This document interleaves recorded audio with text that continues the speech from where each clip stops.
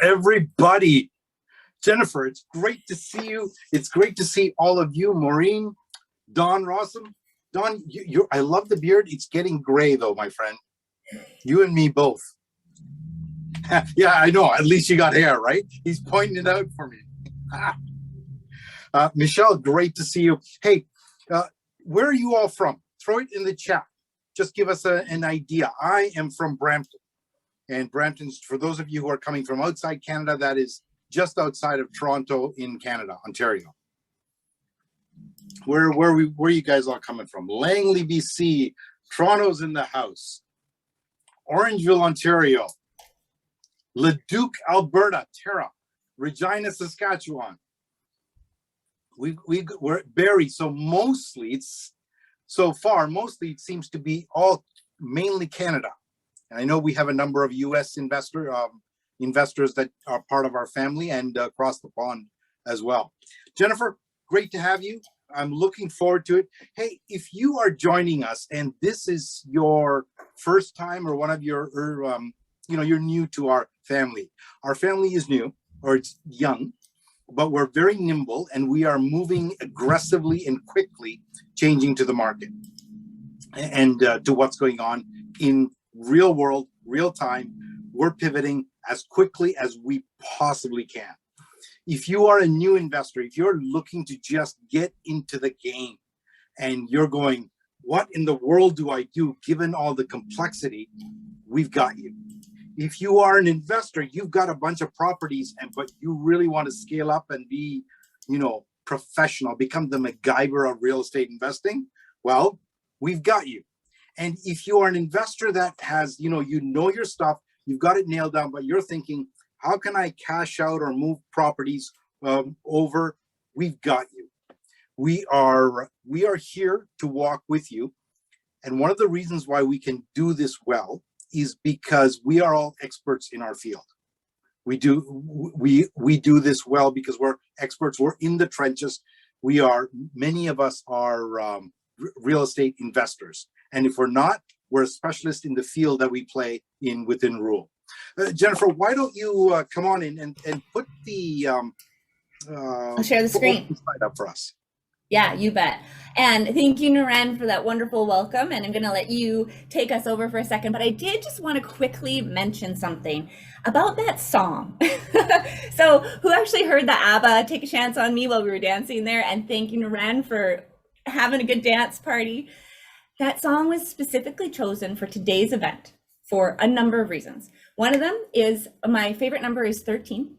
And it was the number 13, top 13, 100, so of the 100 top hits in 1978.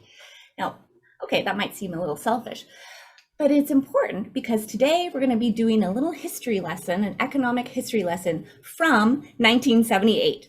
And also I wanted to just say a huge thank you because you are taking a chance on me, you're taking a chance on REWL, and we really value you being here. So that's a little context for some ABBA. All right, over to you, Niran. ABBA is the greatest. And by the way, I just saw Jay DeHaan in the house. He is one of the original ABBA members that's just been reborn today with that fancy pants jacket of his.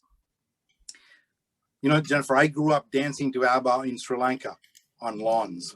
ABBA and Bee Gees. All right, well, welcome everybody. And before we get going on this, just a legal disclaimer that I need to put out to you. I know that you are all used to this, but it really says that we do not provide any investment advice, and really you need to, as you are a viewer, you are a user of the website, but you need to do your own due diligence. Now, a couple of rules, rules for our time together. One, we expect you to ask questions, say hi, engage in the chat, share feedback, thoughts, and ideas. Ladies and gentlemen, I cannot tell you how important it is that we have real-time feedback from you, because we want to hear how it is landing for you. You know, you have a conversation with somebody, sometimes it's your wife or your girlfriend or your husband or something like that, and you think you're having one conversation, but the conversations that's being heard on the other side is something slightly different. We want to hear what you hear. So make sure you give us feedback and be respectful and courteous. Don't solicit and don't sell. That's the only things that we ask. Housekeeping. Jennifer, if you could just switch over to the next slide for me. This is being recorded, and as a registered guest, you will get a recording made available to you. Now, the agenda for today. Our agenda, we're going to start off, and Jennifer is the driver and the superstar of this event. As she's going through the information, get ready, buckle up, hydrate well, because how do I put this? You know, have you ever had those moments where you plan something and you say it's going to be over at a certain time, and then the key person goes down a couple rabbit trails and you can't rein them in because the stuff they have is too good to rein them in? So that 9:30 p.m., that might be more, well, I can say this like Sri Lankan time. I think, you know, like it'll be 9:30 somewhere. How's that? We will probably end up going a little bit over, but make sure you have paper in hand, a pen in hand, and feel free to take pictures if you want to. But keep in mind that this is recorded for you as well. And we have a number of new members, so welcome. No matter, and if you and I have not connected, Allison, I think you and I need to connect at some point. I know that. So you're on my radar. But if there's any way that we can help, please reach out to us. We will respond as quickly as we possibly can. I want to introduce to you, so what is REWL? Jennifer, I think you're the best person to answer this question. What is REWL? Do you want to jump in here? Sure, of course. So the Real Estate Wealth Lab. So first of all, I guess I should introduce myself and yourself. I don't know that we actually did that. I just got so excited about ABBA. So Niran, you are the Real Estate Wealth Lab's Chief Leadership Officer, and I am Jennifer Hunt, Real Estate Wealth Lab's Chief Intelligence Officer. And REWL is a laboratory, and we have research and data and all of the things that you need in order to be an incredible investor of what's next, what's now, and what's new in real estate. And in addition, we've got lots of tools, but we're taking all of these things, and again, we're only 3.5 months old. I mean, young.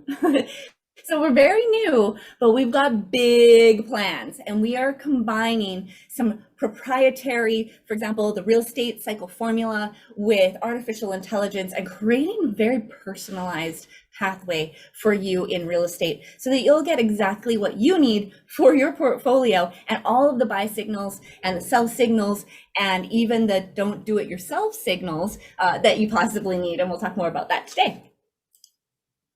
Awesome. Thank you, Jennifer.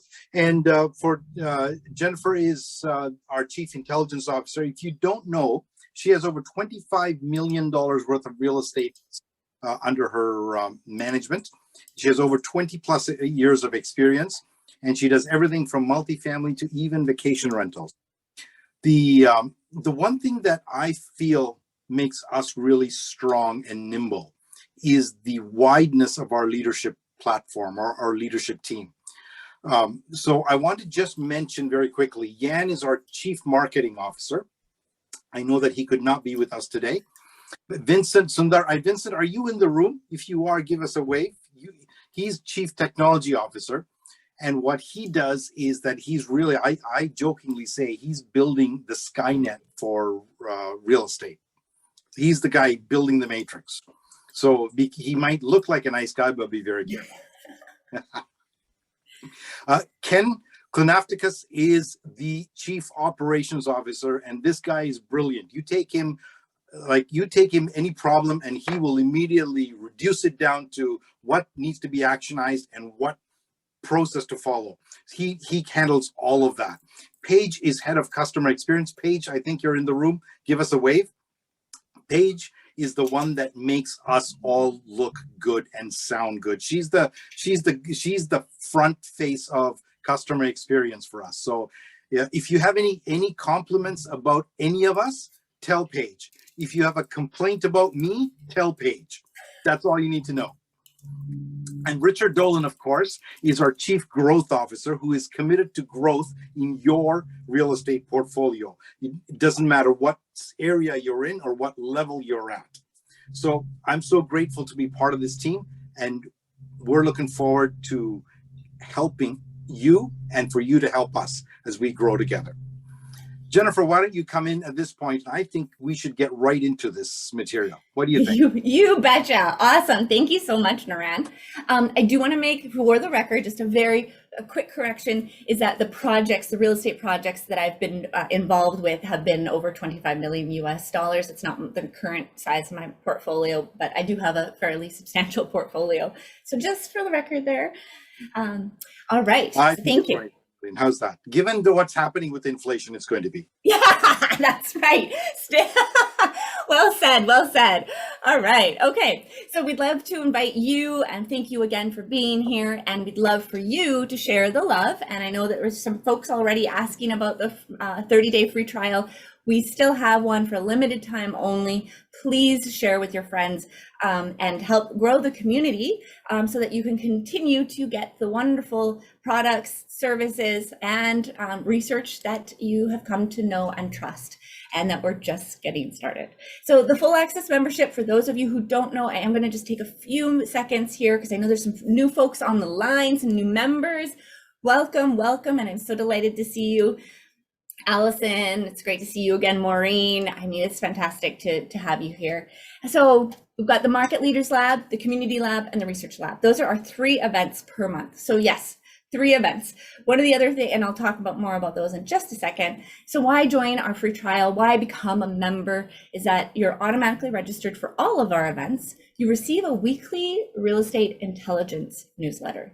Now, I've been told that there's some pretty interesting tips in there. So we really pride ourselves on the amount of effort and information that we provide.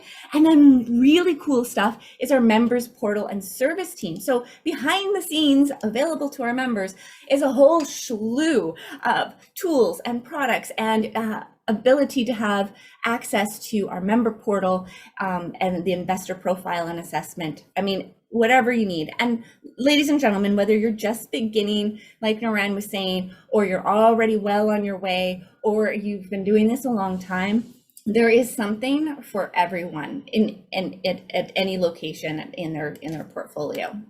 So here's a little example of our intelligence newsletter, and we look at weird and wacky things, sometimes cannabis, sometimes dumpster rentals, sometimes the cost of turkeys was one of the key indicators for how bad inflation was actually getting in October, November.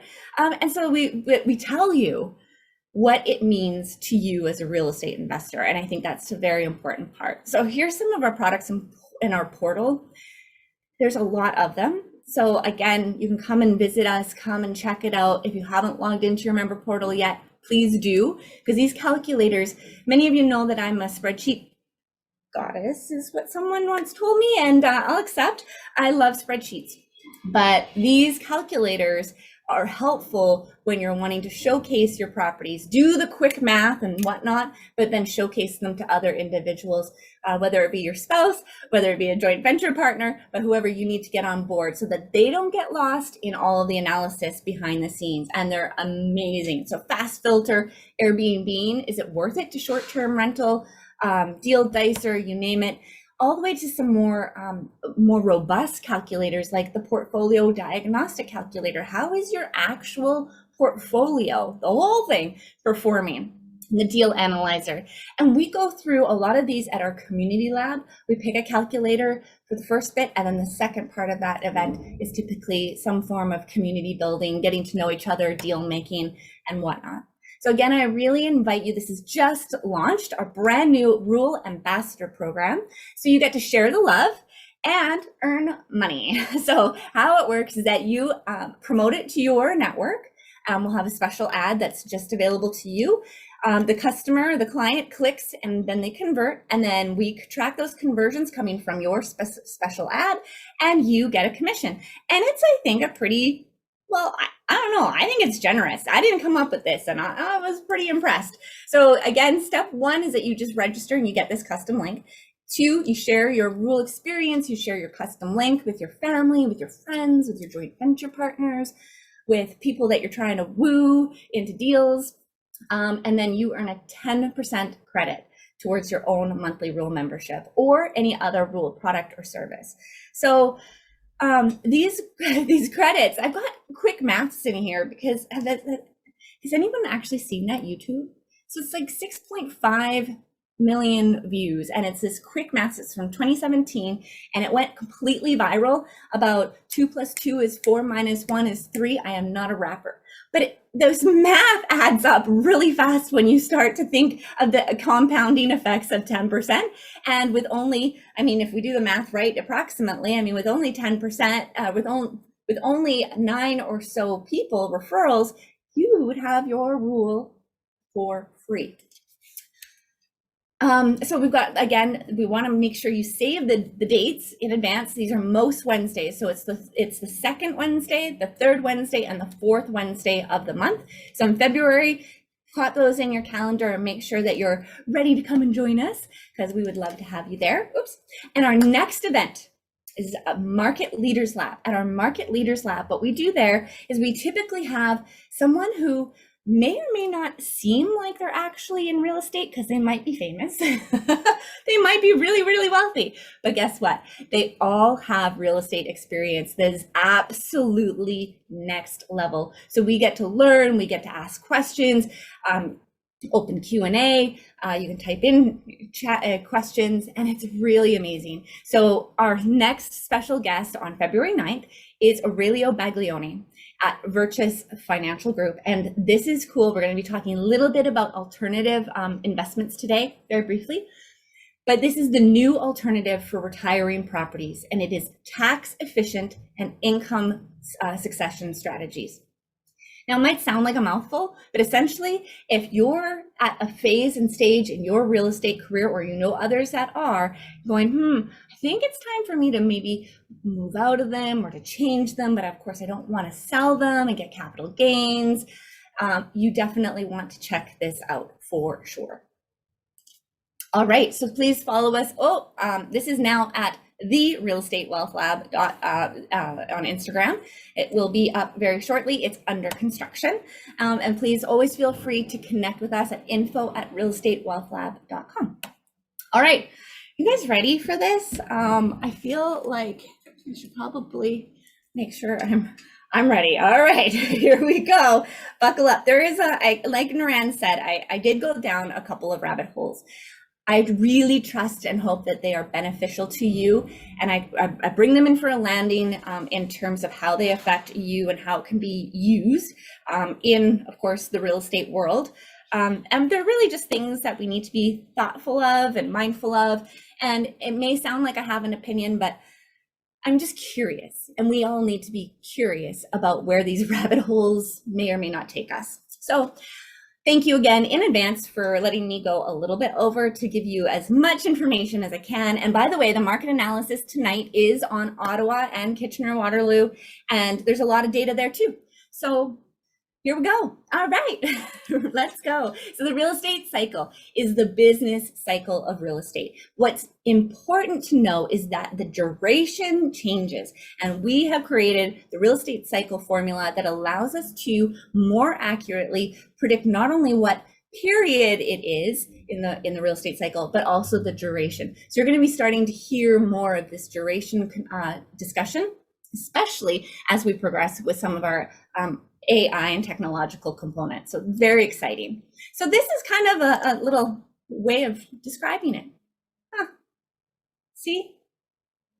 And it can change at any time for any particular reason. And this is why we want any particular influence, any particular indicator that's changing, political climate, and policies. So that's why we want to be staying, and I know many of you know this already, but if you are beginning and you're wondering why I'm talking about macroeconomics and like really big macro topics, this is why. It's because we want to be able to most accurately describe where we are in the real estate cycle and how long the duration is of it. And these indicators, this macro conversation, that's really what you need to be listening for. And so if it feels overwhelming, don't worry, stick with us. We'll walk you through it and how it's important. So, and for those of you who are already advanced real estate investors, you know the importance of this. And so thank you. It's great to see, of course, oh, Terry, it's great to see you here too. And we've got Christian and Nick and Michelle, and it's fantastic. So thank you all. And again, like Ken just wrote, buckle up. So here we go. Okay, so now we know that this is our real estate cycle formula. Again, like I said, in terms of we want to wait and have them work. We want to have them work a little bit differently. So the GDP, the jobs and the people, those are fantastic leading indicators that are useful in determining the real estate cycle. However, they have different weights at different times. Did you know that sometimes population can move first and then create jobs and GDP? So it's not always GDP first. And what we've been able to do is weight them and see how they're moving. And it's more than 20 other indicators that we look at just in that real estate cycle formula. So I'm starting off with this little cartoon. It's a little wordy, but hopefully this is important for you in reading it, because it's why we're questioning what we see in the media. Why am I looking at the real news and what's the real intelligence? And I won't say this out, well, I guess wise person on the hill, people on the right hate the left, people on the left hate the right, and the media makes everyone hate everyone more. Most to the left, most to the right. In 1990, there were 60 million billionaires, in the US. Today, there are 664. Together, those 664 people have more money than the bottom everyone of Americans combined. And the thing those 664 people fear the most is that one day, all of those folks at the bottom, on the right and the left, are going to see that they have more in common than they realize. So the rich divide them. Why doesn't everyone know that? Because the rich own the media, and you say anything, they'll crush and replace you. So, and then I love this comic. I used to read it as a kid all the time. And we ripped up the bad man's comic. Why? Because he's a communist. And basically, he's going straight to somewhere else, Jeffy. So why we want to question what we see in the media is because sometimes there's narratives that start to take on a life of their own. And why I'm uniquely qualified, and in particular, I'm extremely passionate about this, is because I've seen it firsthand. I've actually witnessed it impact democracy by media misreporting, like literally the exact opposite. And so when I saw that happen, I was so inspired for truth and for democracy that I went and did my master's degree in this stuff. And news sensationalism. So my master's degree was in news sensationalism, a comparative content analysis of US national television news from 1971 to 2006. And this was my first draft of my thesis, actually. And this was what the professor had to say. Now, I don't say this to toot my horn. I want you to know that I am passionate about this. And so it comes from my core of, please continue to perform research because you're really, really good at it. Now, that's a grateful comment, but that has helped inspire me through all of these years to keep after my passion and to keep providing this kind of intel and information for others, because I truly 100% believe in truth and democracy, and that we need to unpack what's going on behind the headlines, and even some of the stats. So we want to look at things from different angles. I've posted on my Facebook and on Instagram on August 24th, 2021, the whole story of what inspired me in US Congress in 2005. So you can go and read it there. I won't spend time on it, but just know that if you're wondering if I'm opinionated, it's because I hope that you see that it's well-informed and coming from a place of care and compassion. All right, so we're going to get into the macroeconomics for US and Canada, and we're going to talk about GDP. I am going to be skipping over some slides here and there just in the interest of times, but you have all of this in your member portal. And so that is something I do want to mention. This recording and the slides are going to be posted in the member portal. They're actually time-stamped. So if you're like, hey, you know what, I got to do something else, you'll be able to come back and find a very particular topic. So thank you again, Ken, for setting that up. And also, I want you to be able to use the data. So I've put in more data than you might want me to talk about, but I want you to be able to use it in your conversations, in your slide decks, in your raising capital conversations so that you're informed. Does that communicate? Is that okay with everyone? Okay, awesome. Very cool. So Omicron Onyx 101. So this is talking this BMO saying that Omicron's, so the COVID-19 variant, it has negative effects and it's affecting restrictions, obviously additional government imposed lockdowns and whatnot and other restrictions, absenteeism, labor shortages, and supply bottlenecks. Now, this is going to be a major theme that we're exploring today. So just note that a lot of these institutions are sharing that same message. Now, this is forming a huge headwind for Canada and the US economies. They're expecting not much growth in Q1 2022. So they've revised their forecast for 2022. Canada Q1, 0, no growth whatsoever, and in US, a very nominal amount. So you can see that it's really the expectations is that this sort of leading indicator of GDP is supposed to we're not at a recovery just yet. But as you can see, the positive news is that it's still progressing and there's going to be growth. And so it does end up being a buy signal for long-term buy and hold. And I'm going to talk about a number of other tactics that you may want to consider in the two markets that we're going to talk about, Ottawa and the Waterloo region. There you go. So the US real GDP growth rate, 2016 to 2026, it compares it year over year. So we're looking again, we had the downturn, 2020, 2021, 2022 at 5.2. So trending upward. And then what happens in 2023, it might look low, but what happens is it's the percentage of growth. So what you're looking at is the delta. You're looking at the net. So if the US lost 3.41% growth in 2020, and in 2021 it was nearly 6% growth, that's positive, net positive, about 3%ish. So that's good news. And that will definitely also contribute to a buy signal. So over time, we should see it normalize. As you can see, 1.67, 2.6, or 2.2, 2.9, those are kind of normal growth rates. And so this is good trajectory. Again, a great buy and hold signal for the long term.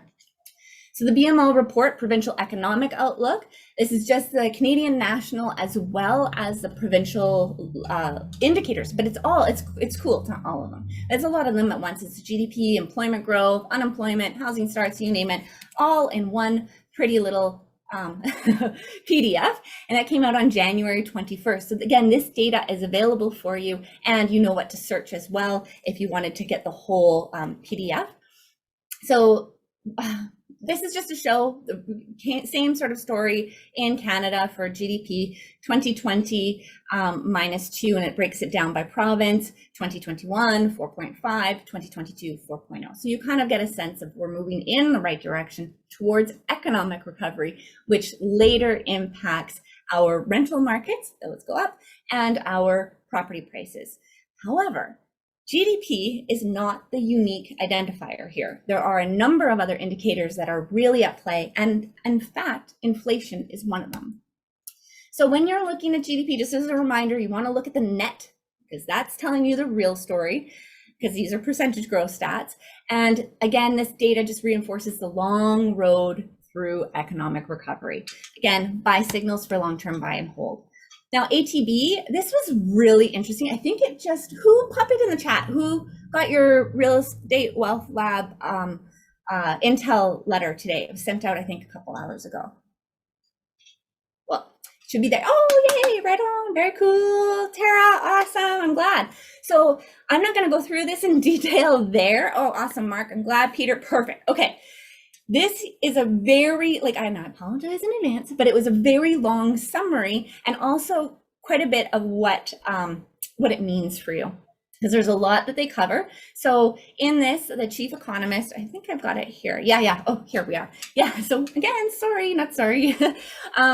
But the chief economists for ATB Financial and Manulife got together and had a podcast, and it was really interesting. And I actually know many of these economists personally. I've met them. They've got their phone numbers, emails, you name it. So I may have to have a little phone call for sure. But what I'm hearing is that there's a lot of confusion out there, I think, or maybe it's a narrative, I'm not sure, but there's something fishy that most financial institutions are saying funky things that don't align with Economics 101. And again, back to the ABBA song and Take a Chance on Me from 1978, we are going to go back into Econ 101, money and inflation in the economy, and get a sense of some potential other perspectives. So back to GDP, we're going to go back there in a moment. So back to GDP. So Canada's not that great right now. Again, Q1 is expected to be 0. But the US economy is improving a little bit more. So you can see the arrows, the red is associated to Canada, and the blue is associated to the US. So there we are. And Michelle, go get them. All right. Yes, we will. They're going to get some phone calls. So jobs. So Financial Post. This was actually, the Financial Post has done some very good reporting recently. So I'm happy about that. The jobs recovery bolsters case for Bank of Canada to hike soon. I'll get there, but just so you know, the interest rate didn't go up today. It was today that they announced it. But the jobless rate dropped to 5.9%, which is higher than pre-pandemic.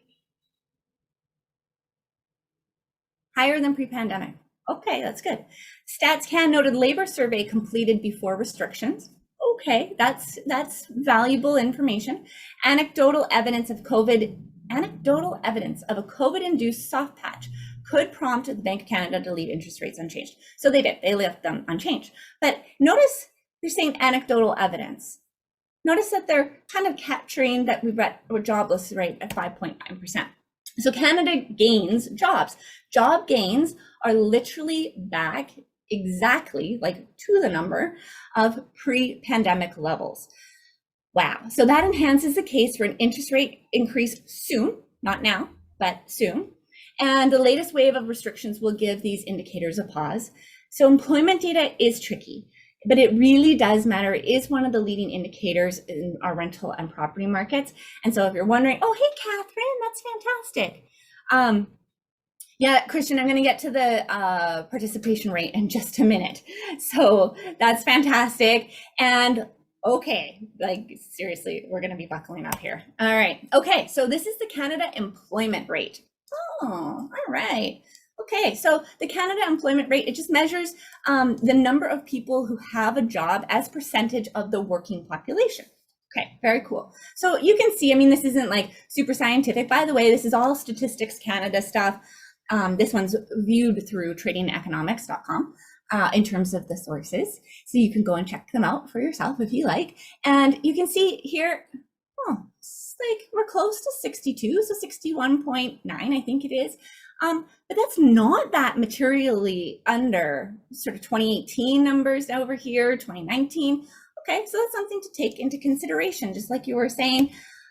All right, but now we got to get into the labor force data. And so there's more to this, and participation rate is also on here, but there's a lot going on this slide.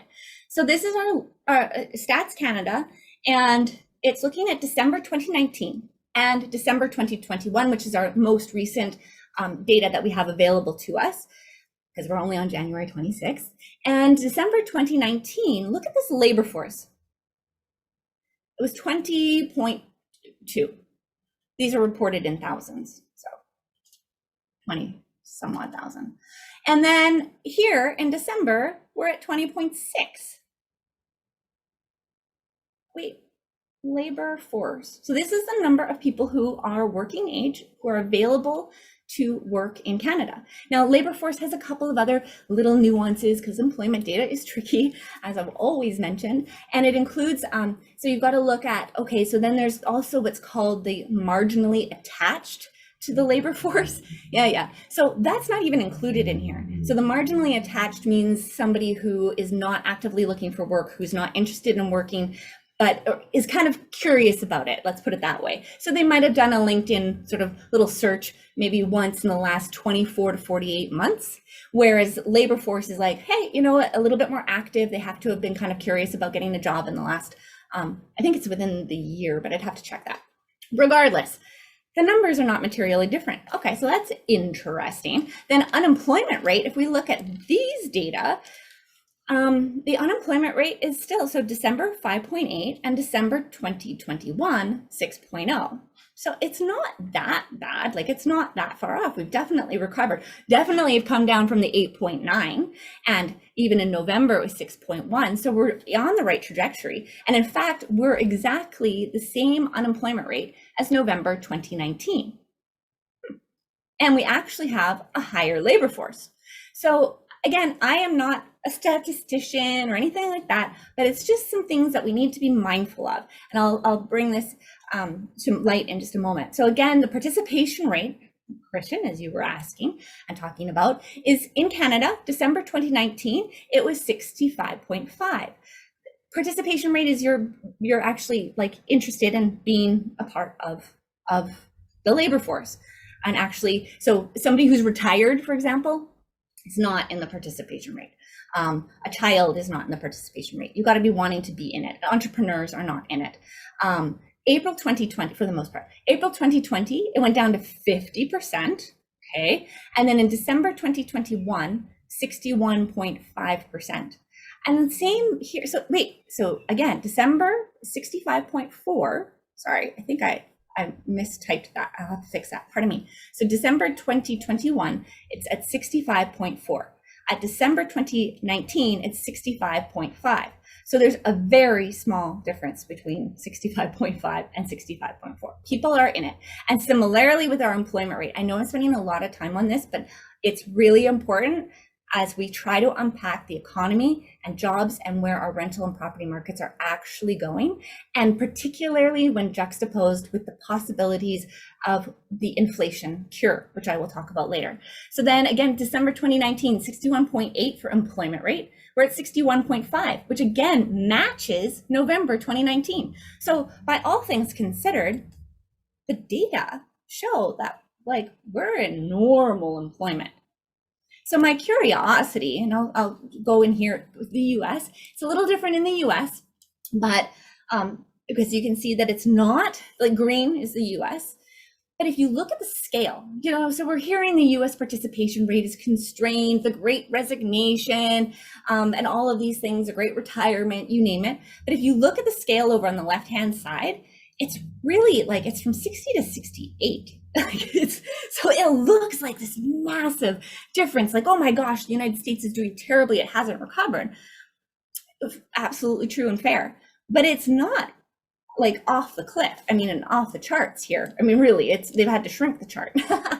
Wow, that was geeky. All right, so in December 2019, 63.3%. For US participation rates. In April 2020, went down to 60%. And in December 2021, we're at 61.9. That's almost 62%. So, oh, Nick, is there a breakdown of employment participation by age? That can be done. I don't know about on this one, but you can look at it in StatsCan and actually filter. So that's a possibility, but I did not include that in this particular one. So now, that's a really good question. I'll look into that. So again, this is just curiosity. It was a rabbit hole I started yesterday. It just, something wasn't really adding up. And so if you have ideas and suggestions, I'm open to them for sure, different ways of looking at the data. This is just what we've found so far. So the labor force size, similarly, both in sort of the US and Canada, is 29. I'm sorry, this is actually, now I've got to remember if this is America or not. It's America. So 163,000. Hang on. I don't want to mislead you, and I apologize for that. So I didn't title this properly. So one moment. I'm going to make sure that I've got the right information for you so that you know the statistic, because I know you all care. Yeah, okay. All right.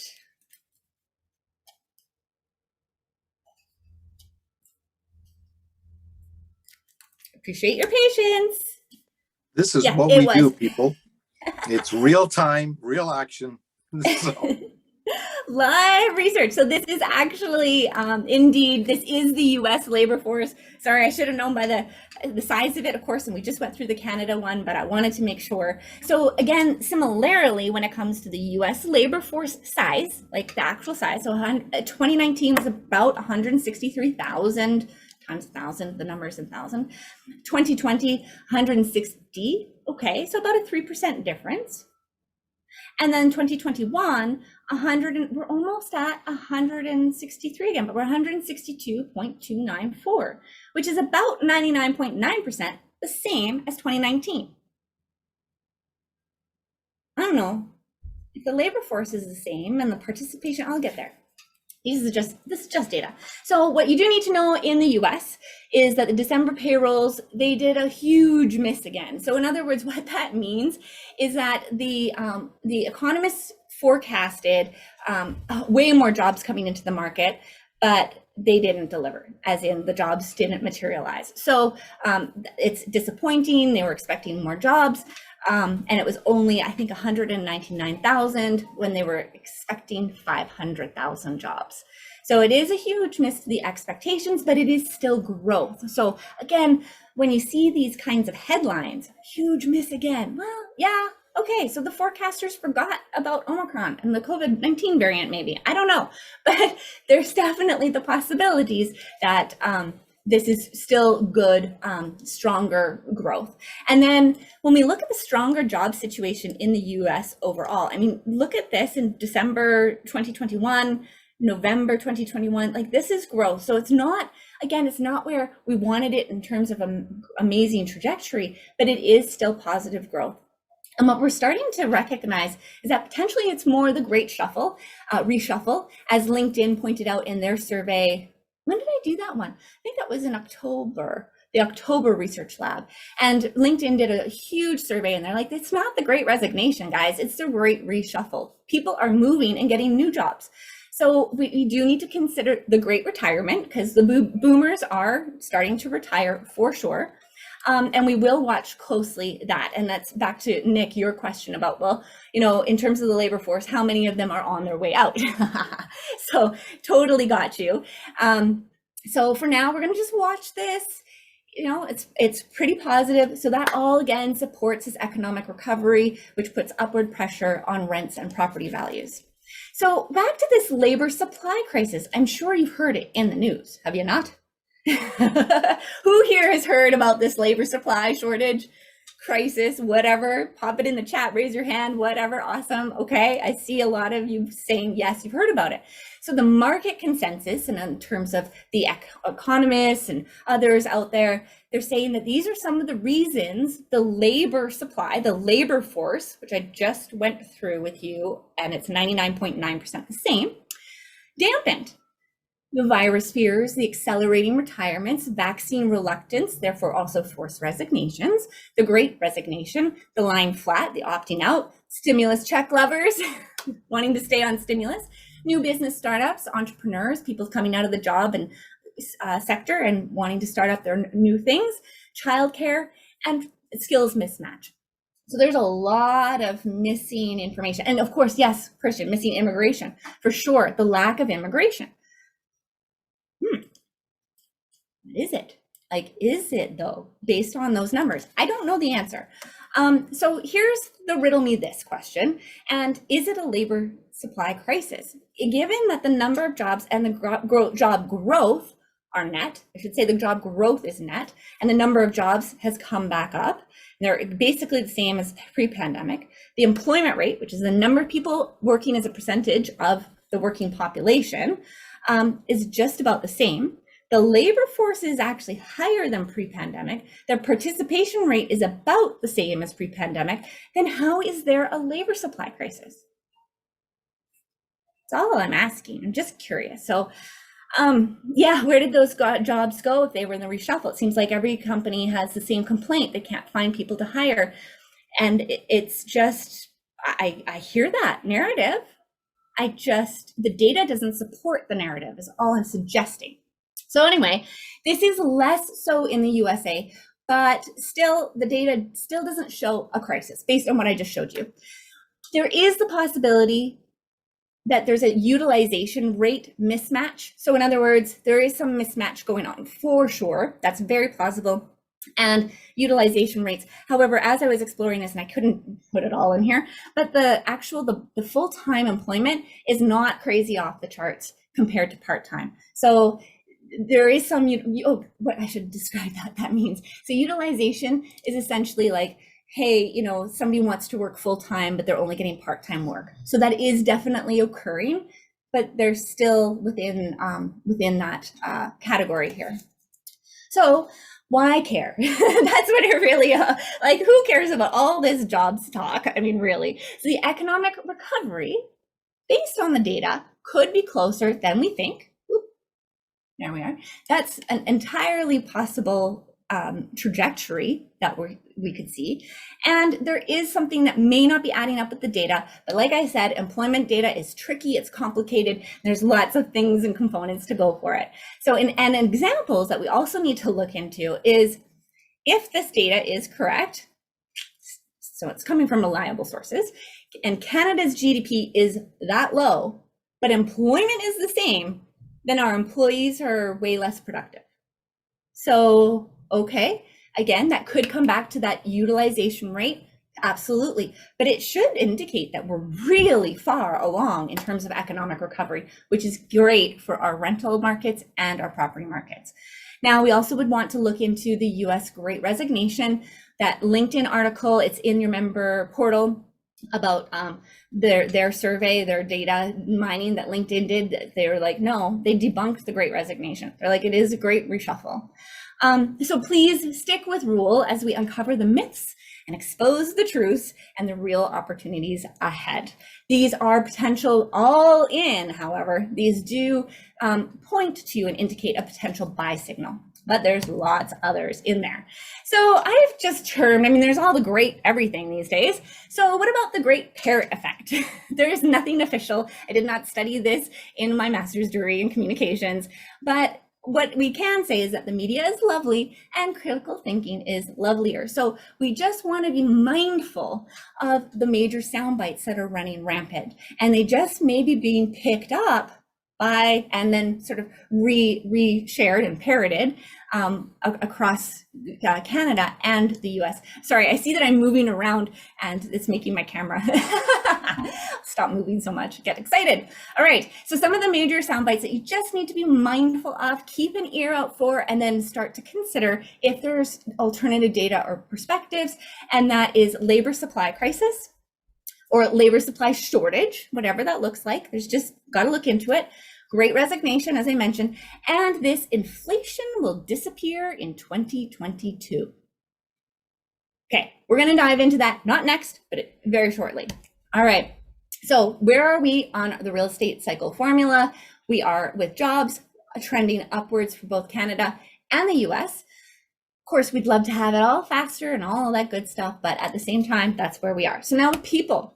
I'm not going to spend a lot of time on people. What you need to know, I've already mentioned it in previous research labs, so I will reiterate it, that while the Canadian immigration numbers for 2021 look great, it's like 400,000 plus, like, woo, amazing. That's pre-pandemic levels plus, but they weren't new into Canada. They were converted. So they already were in Canada, the majority, the vast majority were already existing in Canada, and they had their status changed to permanent resident. So that's most of what happened in 2021. Now, the targets for 2022 are high, and so we'll see how that all unfolds. So, but another thing that's playing out here is life expectancy. This is what Reuters is announcing, saying, or headlining here, COVID drives a record annual decline in Canadians' life expectancy via Stats Can. So they do say that COVID contributed to that decrease, and that they say that COVID was the third leading cause of deaths in 2020, and that the impact from the pandemic also contributed to deaths that were indirect, such as delayed medical procedures and drug use. And I lost friends to not drug use, but to the lack of delayed medical procedures for sure, several of them. All right, so what it means there's a little disclaimer here. The headline might be a little bit sensational, and we know that it's not COVID-19 necessarily for all of those deaths, and I'm not going to get into comorbidity and dying with COVID-19. It's just something that we need to be mindful of that could be out there as well. So again, we just want to look at what those stats actually incur. And regardless of the headline though, and all the other factors, regardless, a decline in our life expectancy is not good news for recovery, for the economic recovery, for our future, for our jobs market, for our innovation, or any of that. Canada has a declining population already, and we need as many of them to stay alive and healthy and productive individuals in society as possible. So long story short is that this actually, it enhances that value of immigration and how we do need more immigration, and that will certainly put even more pressure on the government to open up those doors, and then that further reinforces our forecast of a long recovery ahead. I'm going to keep pushing on, so feel free to pop stuff in the chat. I might have to address it afterwards because I've got a lot to go still. So I'm not ignoring you guys. Keep up the great chats. And I will be reading these afterwards for sure. So any hypothesis or ideas that you have, pop them in there and we'll explore them at the next research lab for sure. So another article, the Great Population Growth Slowdown. There's fewer babies being born. The US population grew by just 0.1%, 2020, 2021. It is the lowest numeric increase on record and the lowest percentage growth in history. So immigration is required on all sides of the board, well, on the US and Canada. So what does this mean? It means a lot. It means a declining population growth, which is bad news for any economy. It means fewer workers and less demand for rentals and housing. So of course, back to the immigration, what we need to see there. And we expect to see the so we'll keep that for another time. We need immigration. There we go. So when we look at people, it's not a good scenario. And so I've got it as flat. So again, but this is where we get into the market analysis when we go into the city specifically. This is national. This is macro. This is good to get a sense of what's happening, the trend level. But not all states, not all cities are created equally. And if you've got a palm tree, Dan, and Allison, where you're going, and Gila, and Turks and Caicos, and all these Hawaii, Florida, Arizona, all the palm tree places, yeah, their population is going up. So there is a reshuffle for sure, and a lot of other re's. So the rental market, very briefly, so average rents in Canada are up annually according to a report, and Greater Sudbury is down year over year. I think I'll just, so they're up average, I mean, you got to get into your cities, but the average is up 3.8% annually. We did see a couple fall in December with holidays, etc. This is rentals.ca, their top most expensive rents in Canada. So Vancouver year over year is up, Toronto's up, you name it. Ottawa definitely up, and we'll unpack that a little bit more. But what you really want to know for this is you want to be looking at the month over month. That's the really important data so that you're on top of it for your market. So in Ottawa, for example, it's up 1.13% month over month. That's for a one bedroom, and that's very, very good news. A little reminder is that rents are lagging indicators. So as lagging indicators, they're operating off of different parameters. And last year we saw some wild fluctuations in all kinds of different things that impacted our rents. So the average rent and annual change in average rent for all property types by month. Again, this is rentals.ca. So despite some consecutive months of yearly rent increases, this is the first time since April that we see a couple of rent decreases just in the month over month. We actually expect this. It's right about on schedule in the real estate cycle formula of the massive drop in GDP. Now it's been back in March at the beginning because it's lagging. So we expected to see some softening in rents and prices actually in the fall of 2021 and into December, but it's not going to last long. And why? And that's exactly why the real estate cycle formula, with all the levers and all the weights, came into fruition, because we had to look at it not in a static way. We have to look at it so that we're seeing that inflation is having a bigger impact than ever before. We need to look at it so that population movements and shifts are having wild swings in rents. I mean, I was looking at the Orlando data. It's in your newsletter today. Like, it is off the charts. I mean, it's going crazy in terms of rents. That's the fundamentals weren't there before. It's people, and people can drive economies. People can drive rent prices and property prices, which we're definitely seeing. With regard more to rents here, condos are increasing. They were the hardest hit during the pandemic. Apartments increasing, and single family increasing. So I'll just move along here. That's some interesting data for you. The U.S. rental property market outlook. It's also rising. The average apartment renter is now earning $70,000 a year. And wages of renters is rising strongly, about 3.3%. So this is good, because we're actually having a very interesting clientele. Like, people are moving and they're renting, and supply. It's ultimately about supply. Individuals still can't get into homes because I'll get into the property data in just a moment, because that's so constrained that prices are going crazy in real estate prices.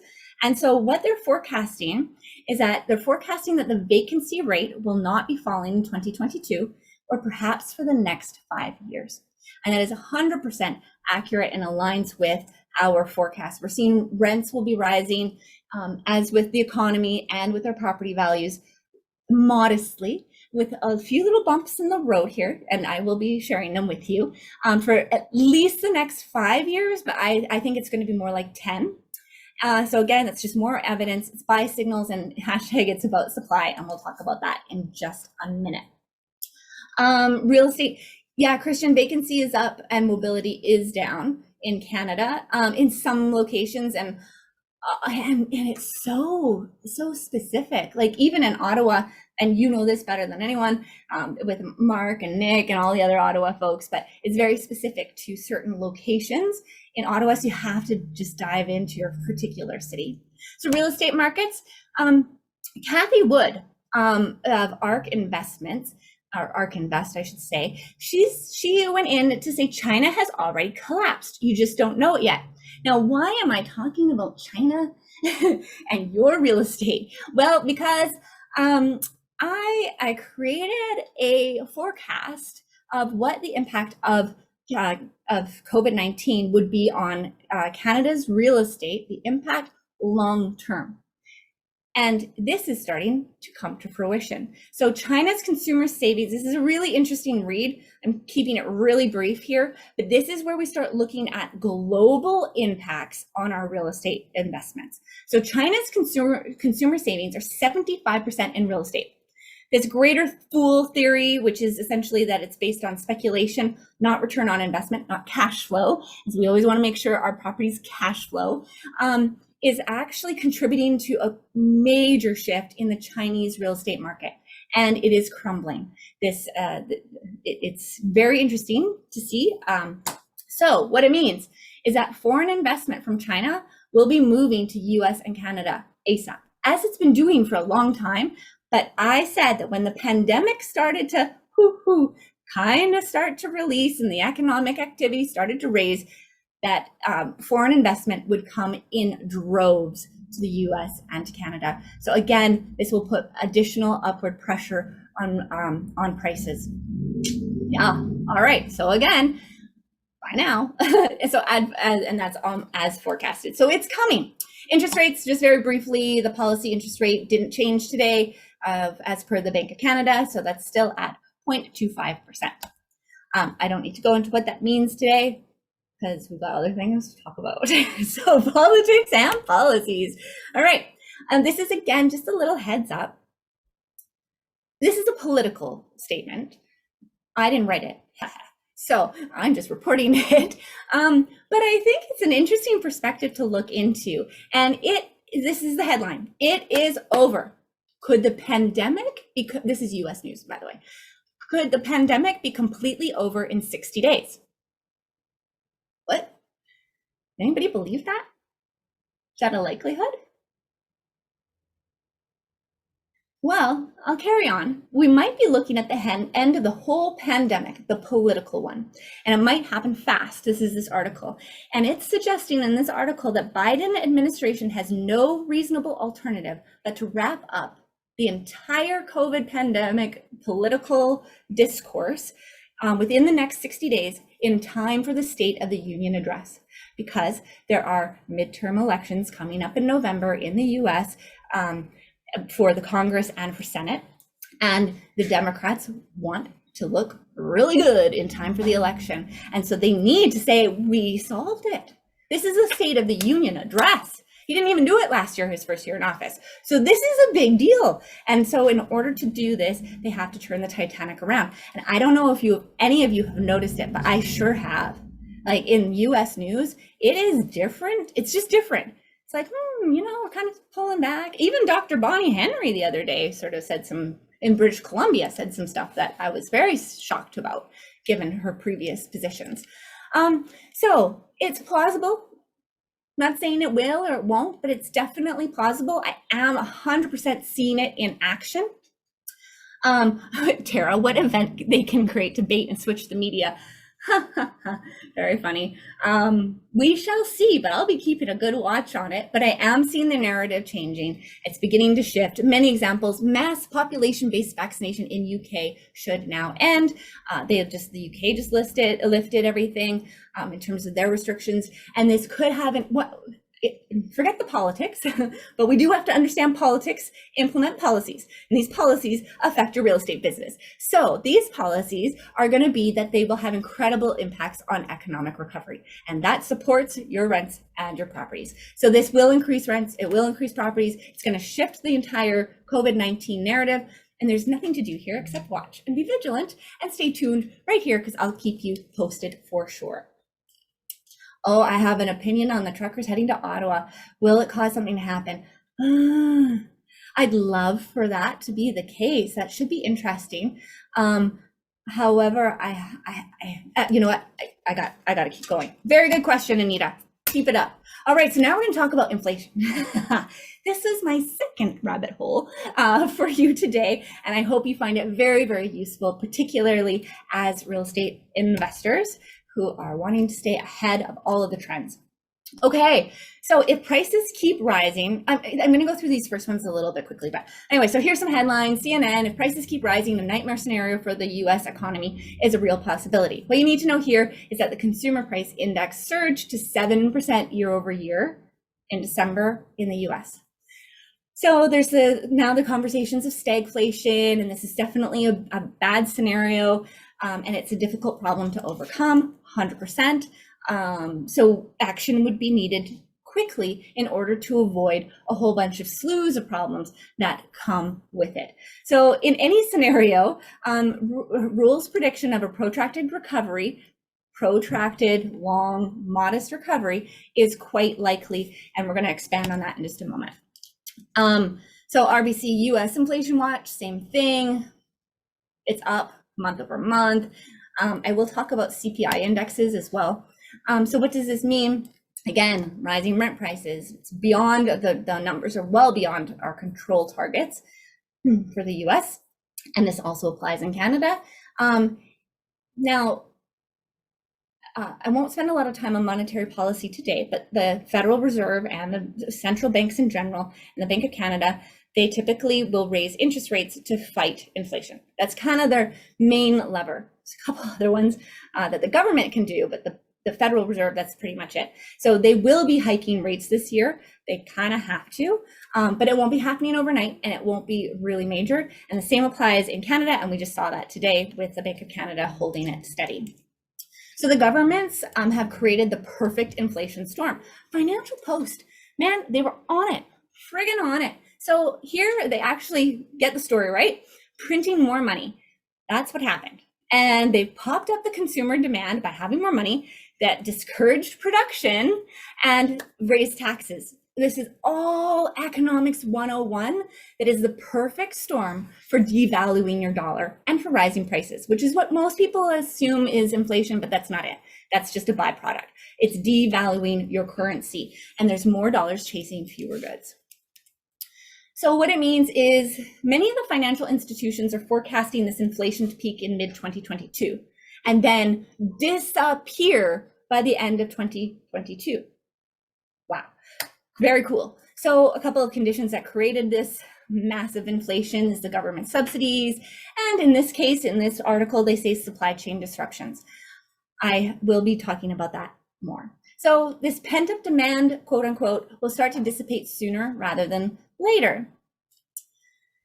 Well, let's just go right into it then. Okay, so quickly, just an overview of consumer price index is how inflation is measured and communicated both in Canada and in the US.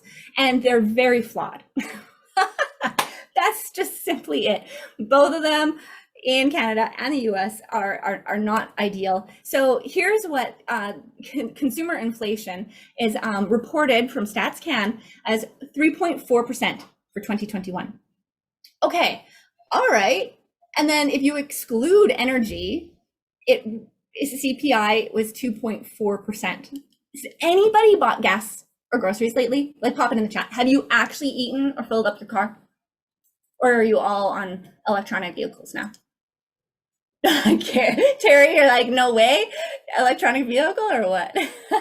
Right on.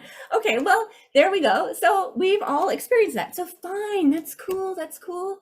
They talk about that, but they don't include it in the overall picture. So, and this is the same in US, and I know that in the Florida, so December 22nd, research lab, I think I went into it in a little bit more detail. So, gas up 31.2%, meat up 4.3%. So the CPI doesn't capture a lot of household goods. Consumer price index doesn't actually capture the household goods that you really, really use on a regular basis. The items that we actually purchase to live, the ones that inflation are affecting the most and affect our bottom lines in our home budgets and our property budgets, because you got to think about how much more that plywood is, WD-40. I just had to buy some the other day. Then even WD-40 went up. So it's a funny measure. The same applies to the US. It's just something to be aware of. Oh, everybody, let's go to Mexico. The food is cheaper. Catherine, I love tacos. So I hope you're having fun in the sun. Another palm tree. All right. So if you look at these financial institutions, and there are many more, I just use them as an example. The market consensus, the financial institutions, as I mentioned earlier, their economists' dominant position on inflation is that it will flatten by Q3 2022, it will disappear by the end of 2022, and as supply chain issues improve. So I don't know about that. And again, I've got friends here. I love you, my economist folks at all these organizations, and I've been following many of you for years. I just don't know what you're saying and why. It just feels like there may be some kind of bias that we need to potentially be aware of. So we are going to take a little time travel to 1978. Oh yes, okay, that was the year I was born. Now you know. Anywho, that's why I love ABBA so much. So Milton Friedman, Money and Inflation, he, just so that you, for those of you who don't know, he is one of the second, I guess, most popular economists in the 20th century. And he was actually described as the most influential economist of the second half of the 20th century, if not all of it. So he's not just some random dude. He's really smart. He's gotten major publications, Nobel Prizes. I mean, this guy is really cool. So I've included the link down below. If you do want to check it out, you can figure out how to do that or whatever. We can get it to you somehow, but there you go. So if you want to watch this particular section, you can. This is what I do on Saturday night, and I take notes and then I present the summary to you, so you don't have to. So I hope that this is helpful. All right, so he uses a medical analogy, and I think that was very funny, that inflation is a disease. It's very timely. So we're going to go through what is the cause, We're going to go, oh, you're welcome, Michelle. How to cure it. What are the side effects of the cure, very briefly, and what happens if we choose not to cure it? All right, buckle up. This is the rabbit hole, numero dos. All right, the cause. So the only cause of inflation, which is devaluing currency, is printing and spending too much money, more money that is being produced. So the quote, direct quote from Milton Friedman himself is, inflation is always a result of a more rapid increase in quantity of money than of output. All right, printing money, the only cause, and having it in the households for them to spend. So printing and spending money. So what about the supply chain issues? It's a symptom. It's not a cause.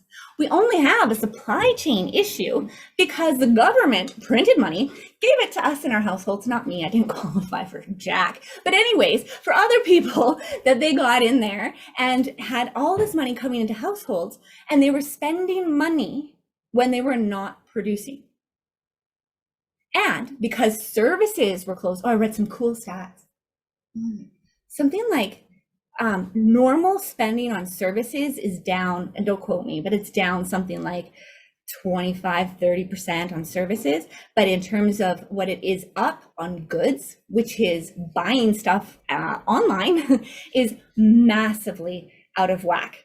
So people had all this money, they couldn't go and spend it at their local restaurants or gyms or whatever, doing healthy fun stuff too, or so they ended up buying mostly online and shifting that demand. So yes, we have a supply chain, but the only reason we have a supply chain issue is because the government, our governments, we elect them. They're like supposed to work for us, by the way, and they printed and spent.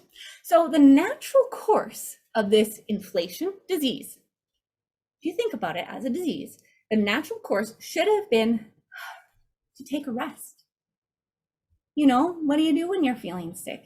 You rest, you let your body recuperate, you take a breather, you have some chicken soup, you watch a movie, you read, maybe not even read a book, it might hurt your eyes, whatever, but you rest. And sleeping is the only way to cure truly most, I mean, of course, there's other things that come into play. I'm oversimplifying, but if you have a flu, for example, rest is the number one aid, correct?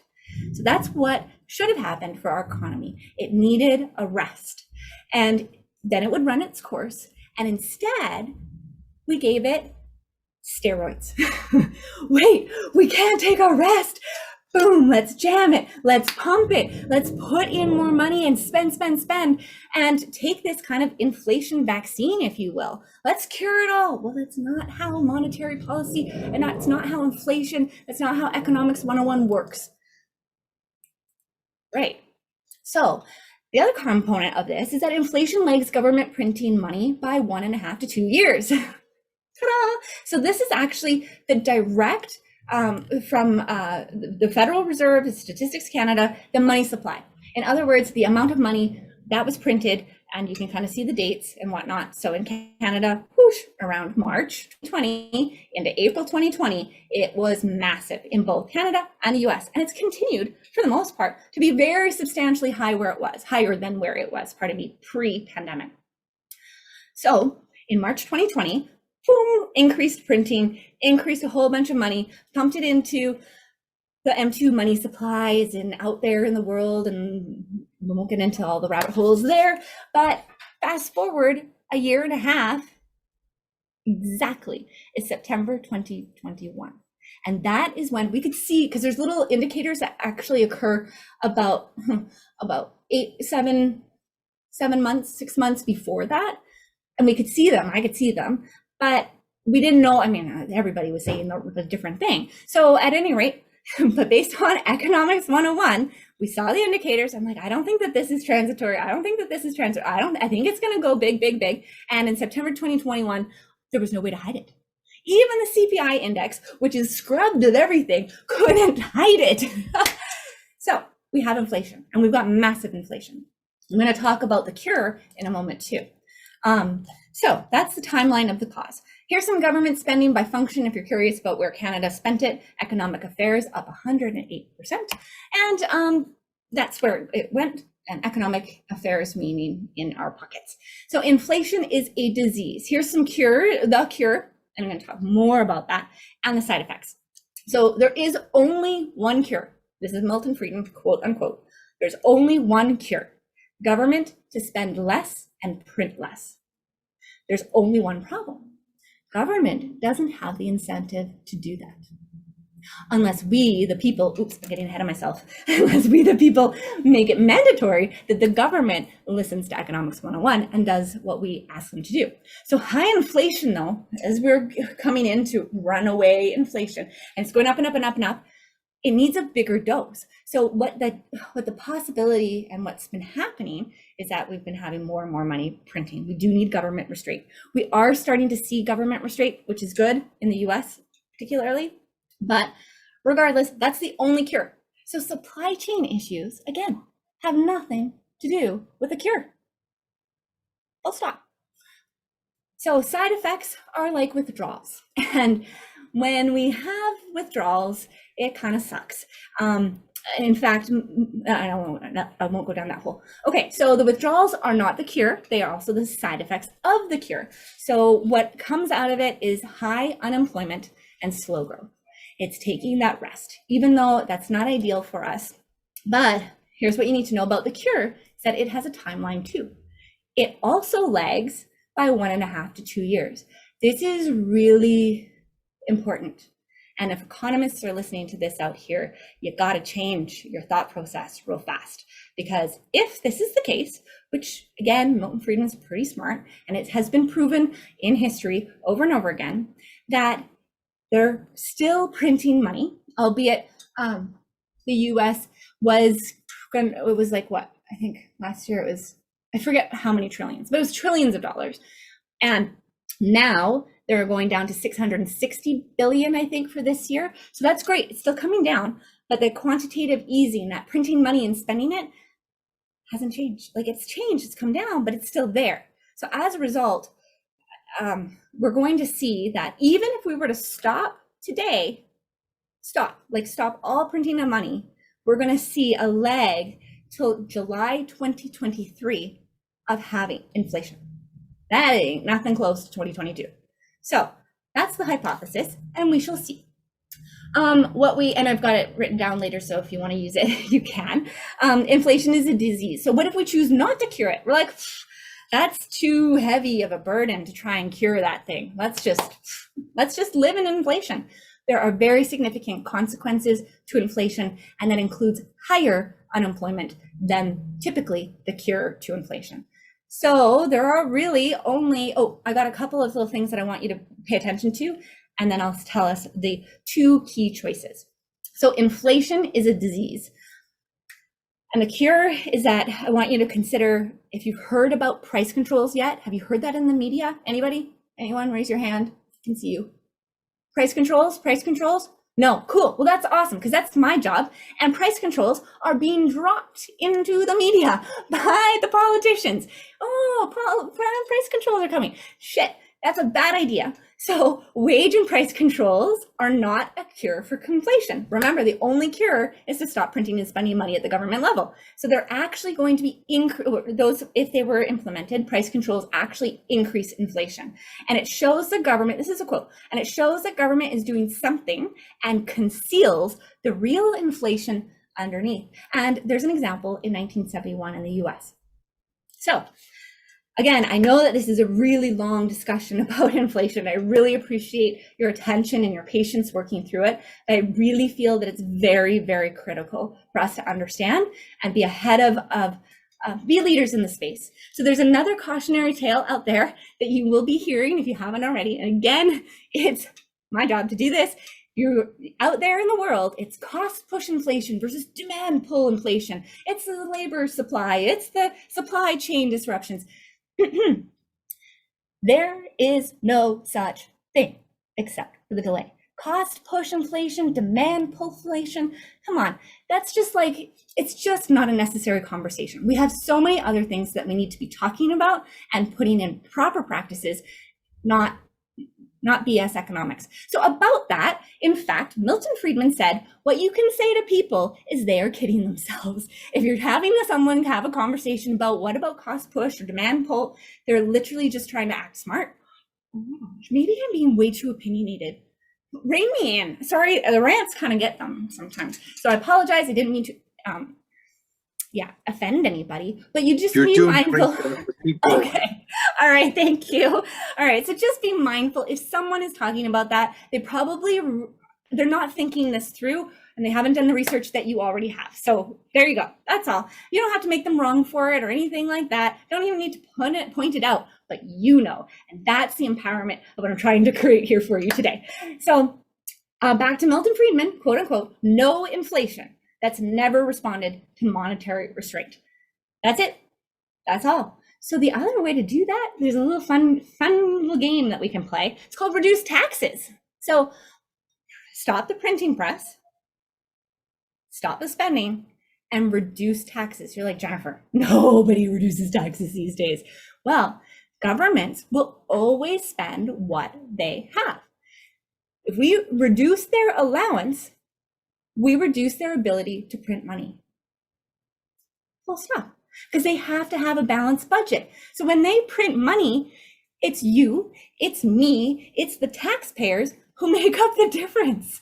So shame on you, and have an allowance. And my dad actually implemented this this for me when I was a child. I won't take too long on it, but we called it Boss Man.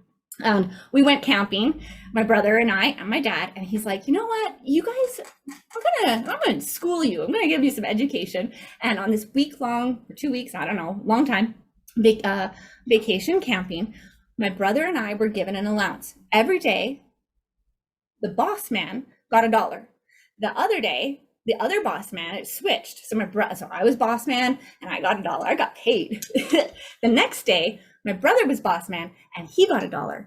He got paid and I didn't. So if I didn't allocate my funds correctly, I had to go begging to my brother.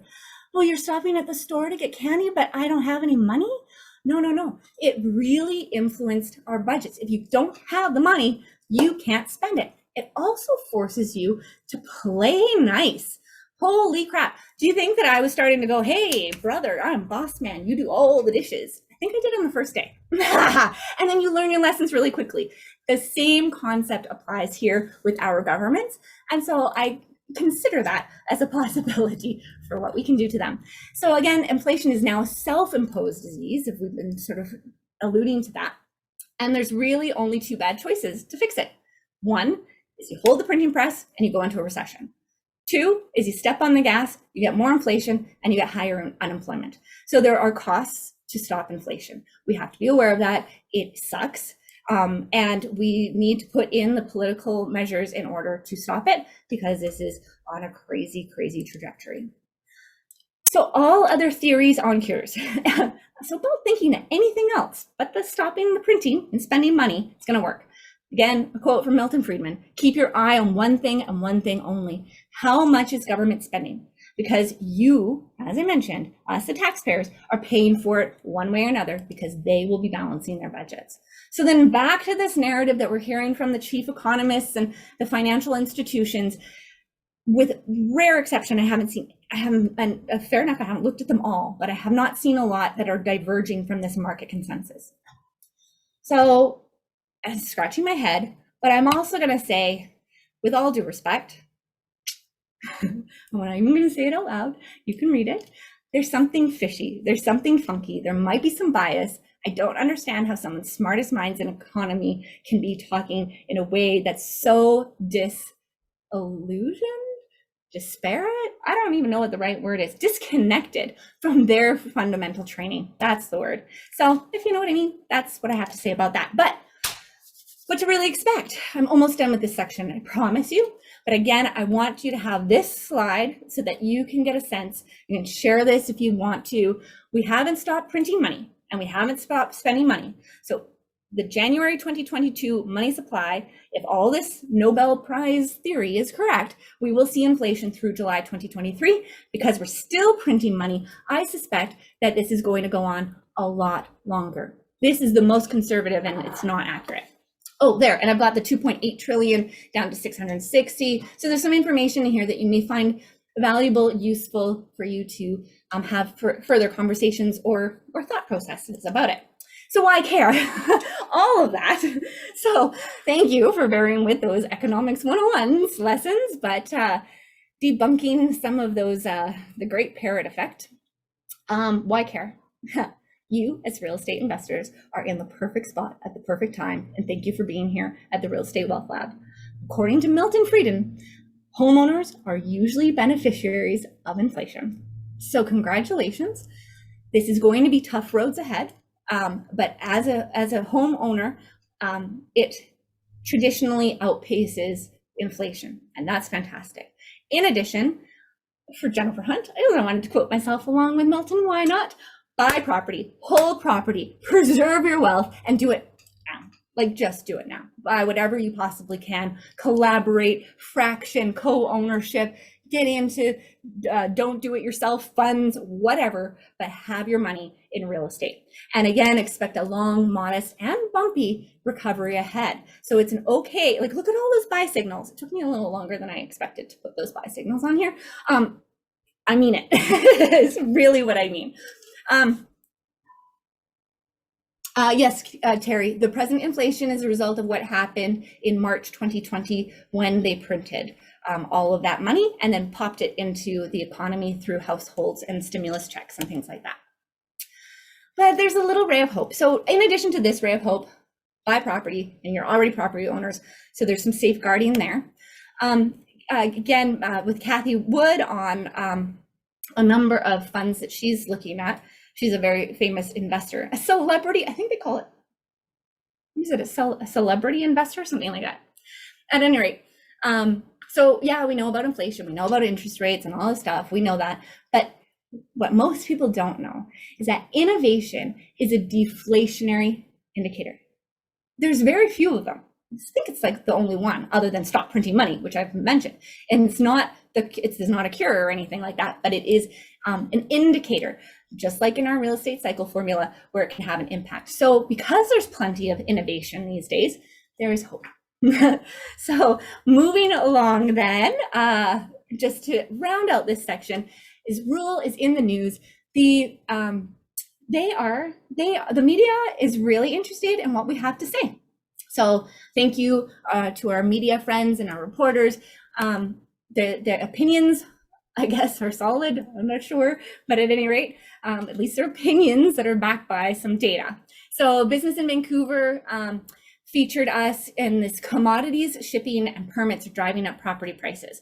So in that, the shortages are driving up the access to, of course, building materials and whatnot. And I guess the chief quote that comes back to inflation once again is that rising inflation typically means interest rates rise.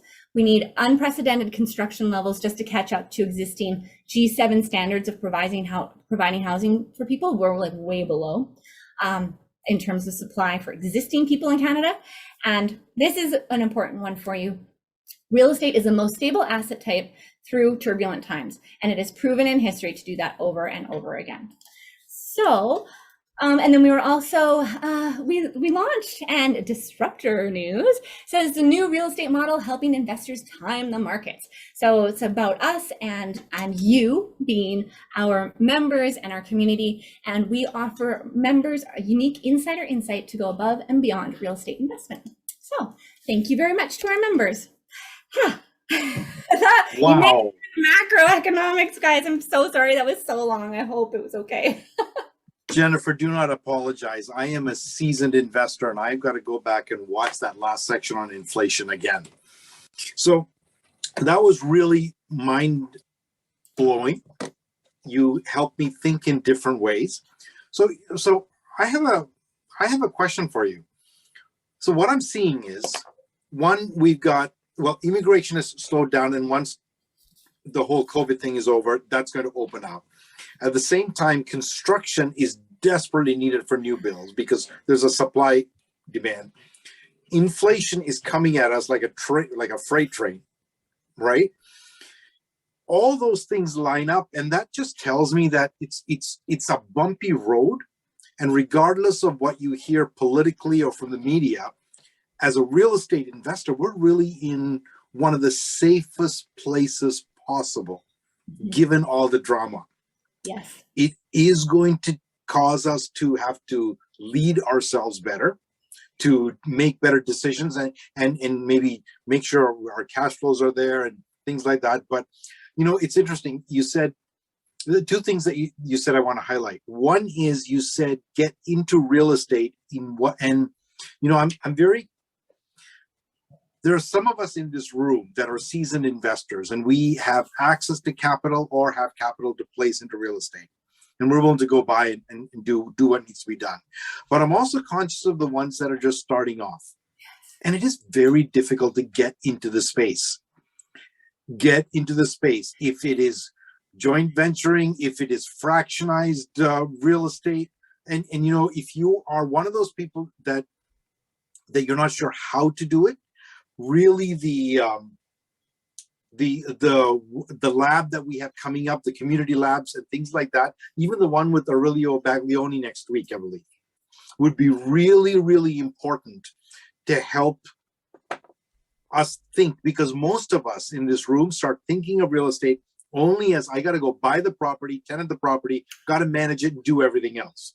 And there's ways of doing it when you have less money and less time to partner up together. So hang with us.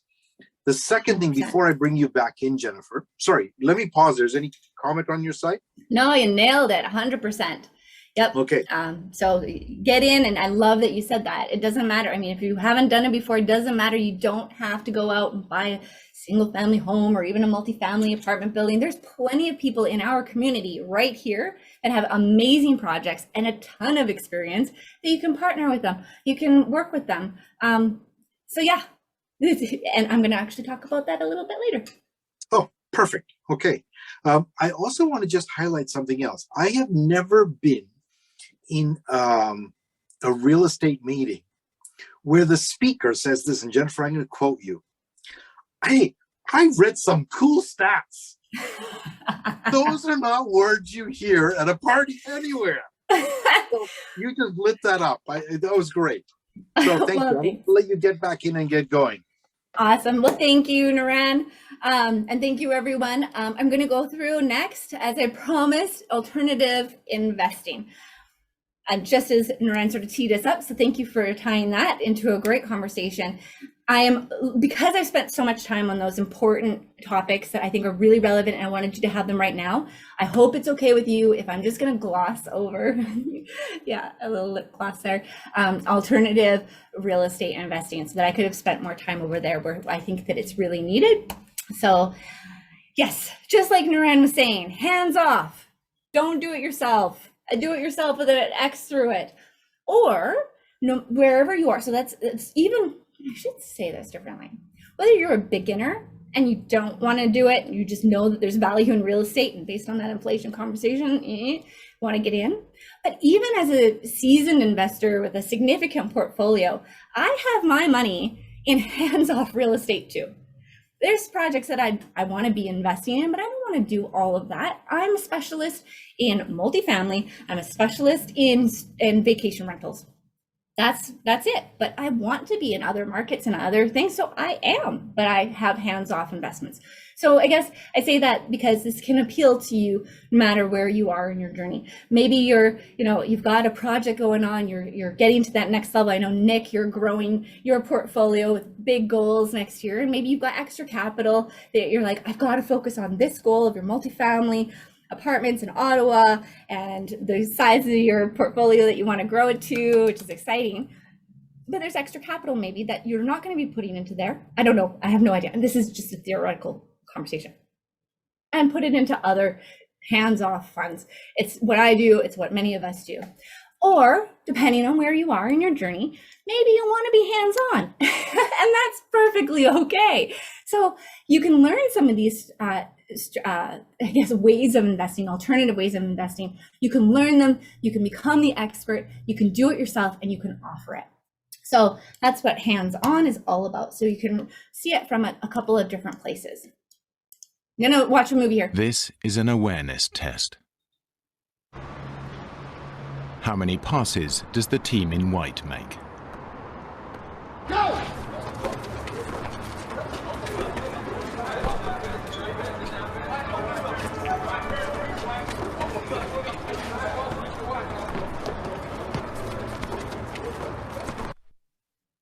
The answer is 13. I meant to stop But it. did Oh, haha. All right, I was gonna say, how many did you see in the thing? But how many of you were able to see the number like 13? Did anybody get to 13? Pop it in the chat. Did you count? Come on.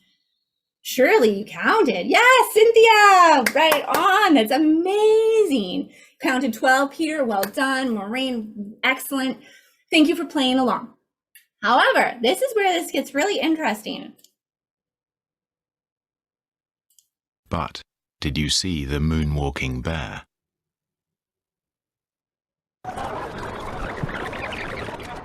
Go!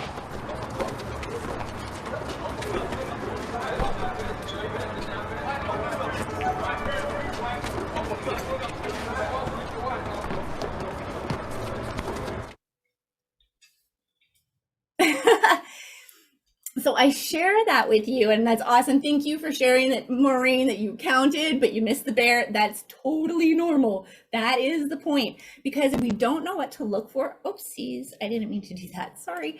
One moment. Got to get back to here. There we go. Yeah, so if we don't know what we don't know, and we don't know what we're looking for, what happens is that we end up in this place of like, I'm going to focus on this, I'm going to focus on this, but we miss some other pieces. And so again, like you all and each of you have your own niches, your own expertise. Way to go, Catherine, catching the bear, woot. And that's fantastic. And so some of you are going to be trained to see certain things and other things. And if you want to expand your portfolio in terms of different kinds of asset types and diversification, so I'm going to talk about that in a sec. Those are the types of things you want to have other experts to help you with. So some of the reasons why you would consider alternative investing is money preservation and risk mitigation. So if you're just starting out, or if you want to scale or expand into different asset types or expand into different markets, all the things that I mentioned, it is easy to miss something that you're not looking for. So for example, Anita, Florida, right, who has a residential? So if you're wanting to go into Florida, find some people who are already in Florida, leverage experts, leverage expertise, leverage financial and real estate literacy, because that is super helpful. And you can save on costly mistakes. Also, I mean, the other component in terms of the timing is lending environments, partnering up, co-ownership. I mean, it doesn't all have to be the same way. And also, if you're I'm going one step further, those of you who are familiar with RSP, I'm not going to say that. Those of you who are familiar with registered plans, such as TFSAs, LIRAs, RSPs, etc., or stocks or funds like mutual fund type things, there's these things called management expense ratios, MERS. If you don't know what I'm talking about and you own those, any of like stocks and plans, I highly encourage you to go and call your guy or girl and say, what are you charging me for my MERS, please? And find out what they are. They're oftentimes exorbitant, hidden fees in many cases that they make regardless of if they improve your portfolio or not. So that's huge. So you can save on that. And of course, real estate is backed by tangible assets in real estate. And diversify. So you want to diversify your markets, you want to diversify your geography, you want to diversify your politics, you want to diversify whether or not you're doing it yourself, all kinds of different ways. So now I'm going to move and shift into the don't do it yourself, the other real estate deals that again, you could do it hands-on if you learn these and you offer them, or you can plunk your money in there just as alternative ways in addition to your portfolio, or not even having a portfolio in the traditional sense. So through the traditional ones, there's joint venture partners, which you know, and I highly encourage you to check out the REWL member portal for the fractionalizer and the deal dicer and all these amazing tools that just go, oh, right, this is the amount that you're entitled to in terms of equity, and it really shows some beautiful stuff. So anyway, limited liability partnership with a general manager, a real estate investment trust, REITs, syndicated mortgages. You can play the bank with 2+ investors on one property. That's a syndicated mortgage. or a mortgage investment corporation, where you're also playing the bank, but it's a pool of funds that are over multiple mortgages, so multiple mortgages over multiple properties. And then trending, what's trending right now? Vacation lifestyles, senior lifestyle, co-ownership, fractional, pulling people together and living an alternative life. What's another one? Right, co-living arrangements. That's it. Token, I didn't include that on here, but living arrangements, tokenization, asset swapping, tax efficient, metaverses. Yes, you can buy land, virtual land. It's for real. I know it's crazy. However, what you do need to know is that it's doable, it does exist, and guess what?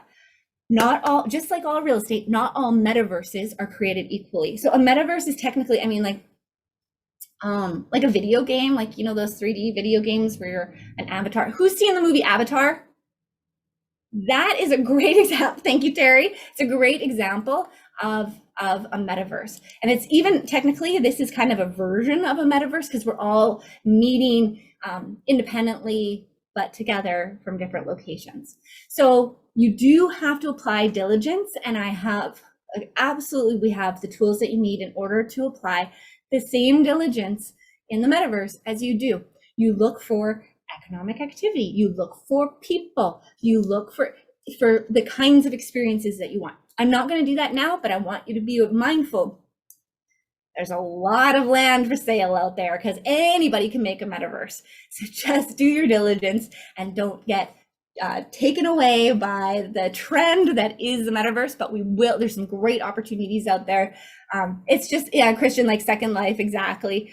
The old is new again.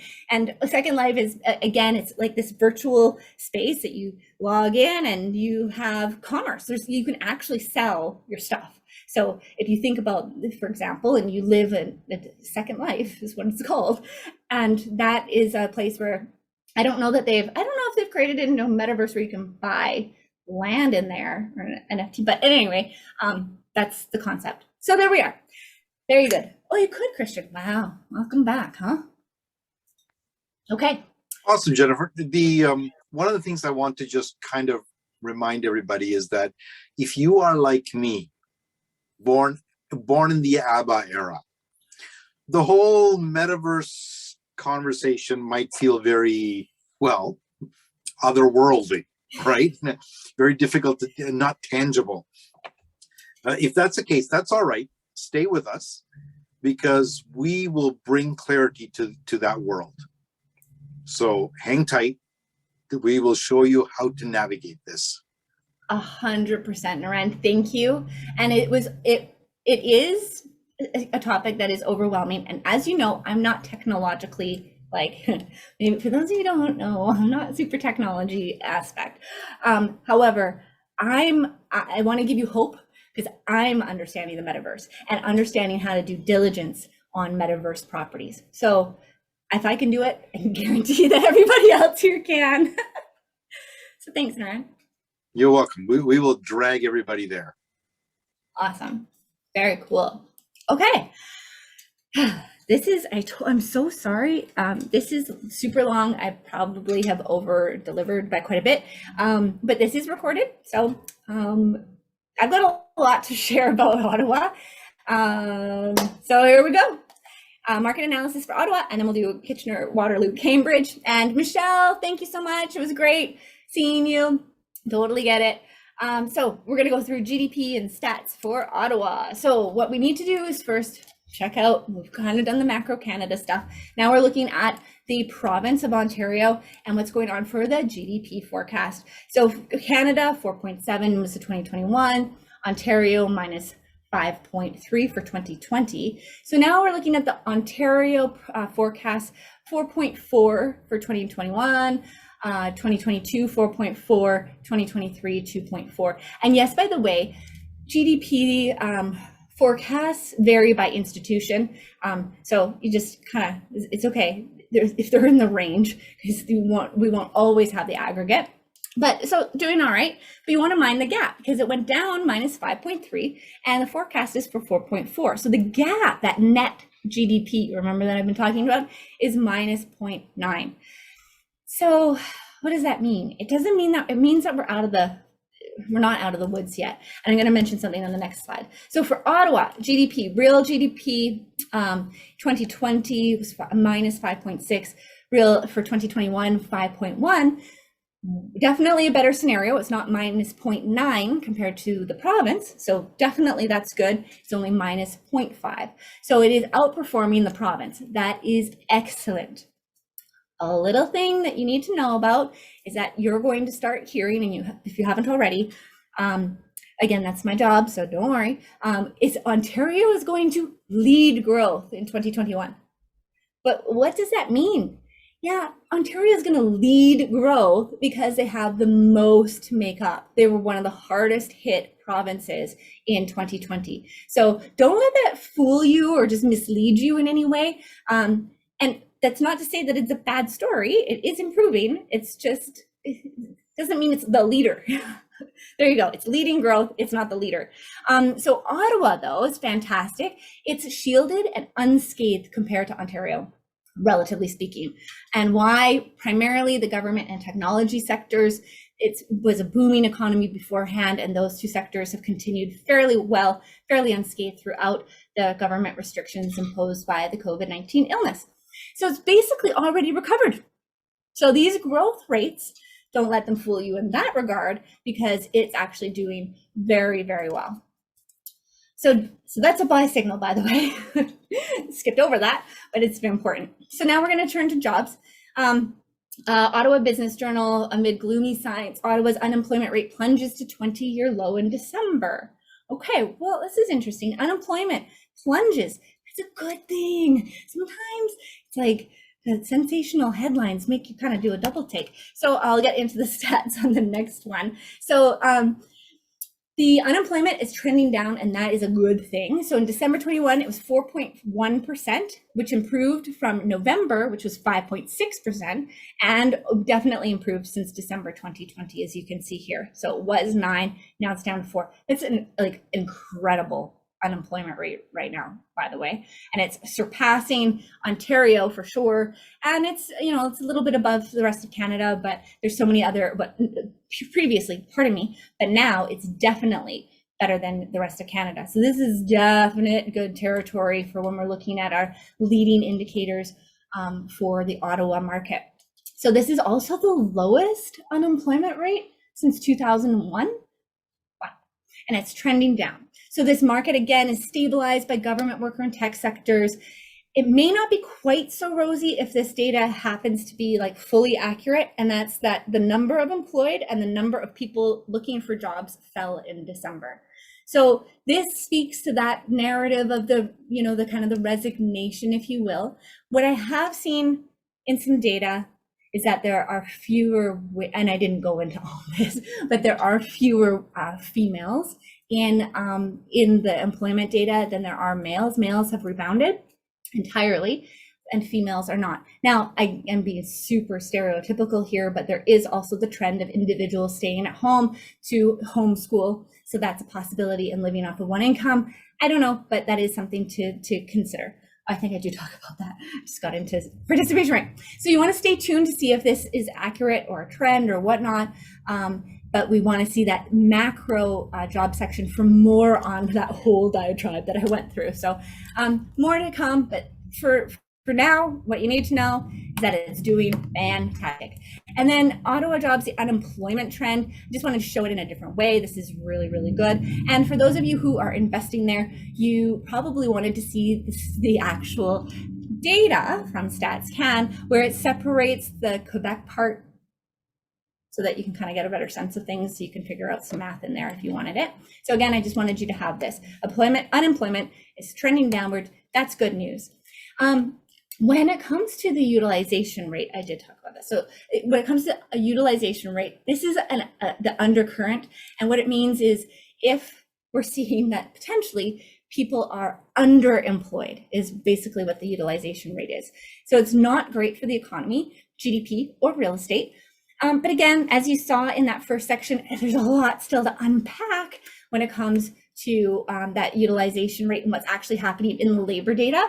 But regardless, we're still overall it's doing the right thing based on the information that we've got at this time. So then when it comes to Ottawa jobs, the participation rate, oh, I did put it in here. Well, look at me.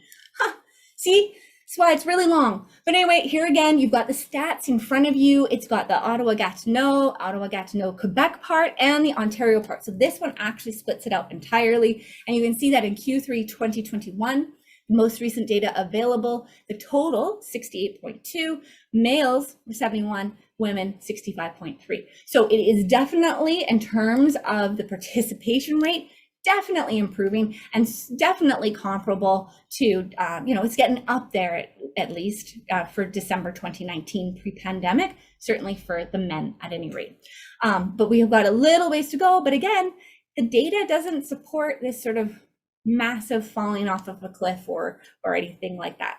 So, or the labor supply either shortage. So people, Canadians are fleeing. This is not so good, but Canadians are fleeing Ontario to Alberta, to BC, because they're attracting individuals to come there, and it's just about lifestyle and all of that. So Ontario is the biggest loser. There's a net loss. This is at that macro level. They've lost 7,000 people just in Q3 2021. But when we look at the net interprovincial migration outflow, the rate of growth for people leaving Ontario has been higher than its population. So there's some worrisome things happening in Ontario. And Quebec itself received 1 in 5 people that left Ontario. Nova Scotia, Alberta, and of course BC are the number one gains in terms of where the Ontarians are moving. And I know some of you who have moved there already for the weather. Terry, they're coming out your way for sure. Yeah. So the Canadian net interprovincial migration. So Ontario, again, was that biggest loser. We've had sort of a negative persistent growth trend. It's not been good. We don't have the greatest immigration stats, etc. But where's the good news story for Ottawa? There is one. So Ottawa, the population growth rate relative to Canada and relative to Ontario is higher. So it's suppressed all across Canada. Ontario is, yes, it is not doing well. It's been a net loser for immigration recently, or for migration, net migration. But Ottawa is actually keeping its population, or keeping the levels high. So that is all very good. It's higher than provincial and national, so that's good, another buy signal. So when it comes to the rental market, we were expecting Ottawa rents, they're just about where we expect them to be. 2 bedrooms are down a little bit month over month. There's nothing major in terms of these sort of average prices. It's a lagging indicator, as I mentioned. So we do expect this sort of like short softening expected. And again, because Ottawa's leading indicators, its economic fundamentals, its GDP, etc., was far less affected than most other cities, it's had less effect on this sort of this churn, if you will. So then moving into, I wanted to show the actual data from the National Rent Report. This is from January 2022. So this is what it looks like from there. Ottawa, you can see the data itself. And then I wanted to talk about some vacancy rates. Vacancy rates are hard to find. I know that, I'm sure some of you who are in the market, it just like that. So I wanted to give you an overall sense of not just the residential, which I'll talk about, but some of the others. So office and retail, the vacancy is 7.7%. There is a slight hesitation to return to the office. So that's keeping that vacancy at a higher rate. Industrial, there's a massive demand. E-commerce and distribution centers are on the rise in Ottawa. That's not only good for the economy, but it's good for industrial real estate. So there's new projects, et cetera, that all are on the way there and planned. Now residential, 3.9% approximately. And, I'd say though that it's very neighborhood specific, and so I can't go into all the neighborhoods, but what I understand is that the downtown urban center it hasn't rejuvenated since the pandemic restrictions and people sort of moving out as much. but in time it will. But some of the outer line areas, the wards, if you will, are far better for their vacancy rates. So you do have to do your diligence, get a great realtor in the area, do your market research there, because it is specific. And then CMHC is saying that it's going to remain above 3.9% for the remainder basically of the year. I don't know. Does anybody have an opinion on that? I mean, I see strong rising demand for the most part. It's got a higher, like Ottawa's got the higher population growth than anywhere, you know, than Ontario and then Canada. So I don't know. I'm not convinced, but that's okay. I'm not in Ottawa. So, hey, if someone's got a different perspective on CMHC's forecast, all for it. Something that's important to consider is this remote working from home that is affecting the residential, again, in those sort of outer wards, if you will. City prepares residential vacant unit tax for 2023, just something to be aware of that they're planning, they have not yet. Here we go with those taxes, and what does that do for inflation? Not good. So at any rate, a residential vacant unit tax is expected in 2023. So again, it's not happening now, just something to be mindful of. And those are all the terms. Basically what it does is it taxes people when they're not in their units. So that was already basically done in British Columbia, and it didn't have any impact, but there we are. Tax. Okay, so CTV is 7 things that will cost more in Ottawa in 2022. Rent, this is one of the number ones. Apartment rental rates will increase in the new year. Well, interesting. Ontario government approved a 1.2% increase for rent in 2022. By the way, that is the rent control, and it applies to most residential properties. Rent control everywhere. So rent increases are always good news for rental housing providers. So that's good, because there have been years recently where we had no rental increases. Remember that? 0. You can't evict anyone, and nobody had to pay. That happened, although it didn't, anyway, with varying degrees of success or whatever. But 1.2% rent control rate, it's definitely not enough when you consider the cost of operations and all the exceeding costs that I've talked about many times, including in our research lab in your member portal in September, and then a deeper dive in October. So go and check those out if you want the full meal deal on housing affordability. But it will be detrimental to many property owners in terms of that vacant unit tax.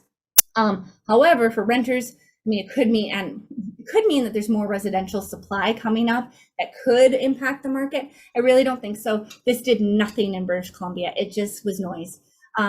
So a little bit of off the record for the record, if you will. Rent control and taxes are bad, generally speaking, especially in inflationary times. And wait, that's now. So introducing another tax, the timing is just unfortunate. So the property market, there's a lot of data here. And again, I am not intending for this to all land. You've been at this for a long time, but I want you to have it so that you can come back and use it. You can study it. You can ask questions. You can send an email to info@realestatewealthlab.com, and you got the data. So here we are, and a little explanation of what it all means. So months of inventory. Pre-pandemic housing supply was a huge challenge for Ottawa. So there was a lack of inventory supply, fancy word for supply, previously. And this is the months. Housing inventory, yeah, okay. So the lack of inventory is actually going to put upward pressure on prices in the months and coming years. And I've added in about 10. And in this case, it's less than 1 month of supply of units in condo and residential properties. This is a major seller's market. So that's huge. I mean, look at this. So what does that mean? Again, back to economics 101. We always want to think about, not always, but in this case, we want to think about supply and demand. So there's not a lot of inventory. This is definitely getting into some record lows since 2012 at minimum of a month's units. So it's a record year for Ottawa home sales, as 13 billion in sales posted. I mean, this is just, it's incredible. I mean, it's basically all on fire. Lots of sales volumes, lots of sales activity. For those of you in the market know that it's hot, hot, hot. And oh, it's down to 3 weeks. All right. I mean, we're on it here. So the market performed as it typically does during a holiday period. Okay, fine. There's some pent up demand. There's upward pressure on prices. But what we want to look at is that the current sales volume may look like it's lower. You know, it looks a little lower than it did in 2020. However, 3 weeks of supply of inventory, that is not enough. So as a result, supply and demand, if there's nothing for sale or very little for sale, then the sales activity is down. There's demand there, but they can't buy them. And it also puts upward pressure on pricing, which we'll see in just a moment. So when it comes to Ottawa real estate market, high prices, low inventory. Exactly. So here we are with the residential average price. So condos were up 12%, residential class property up 18%, and prices were only going to keep rising so long as housing supply issue is not addressed. This is a major issue. And did I put that rant in? Oh, I think I did. Guys are in for it, man. So anyways, here we go. Ottawa Business Journal. Housing starts slide in September.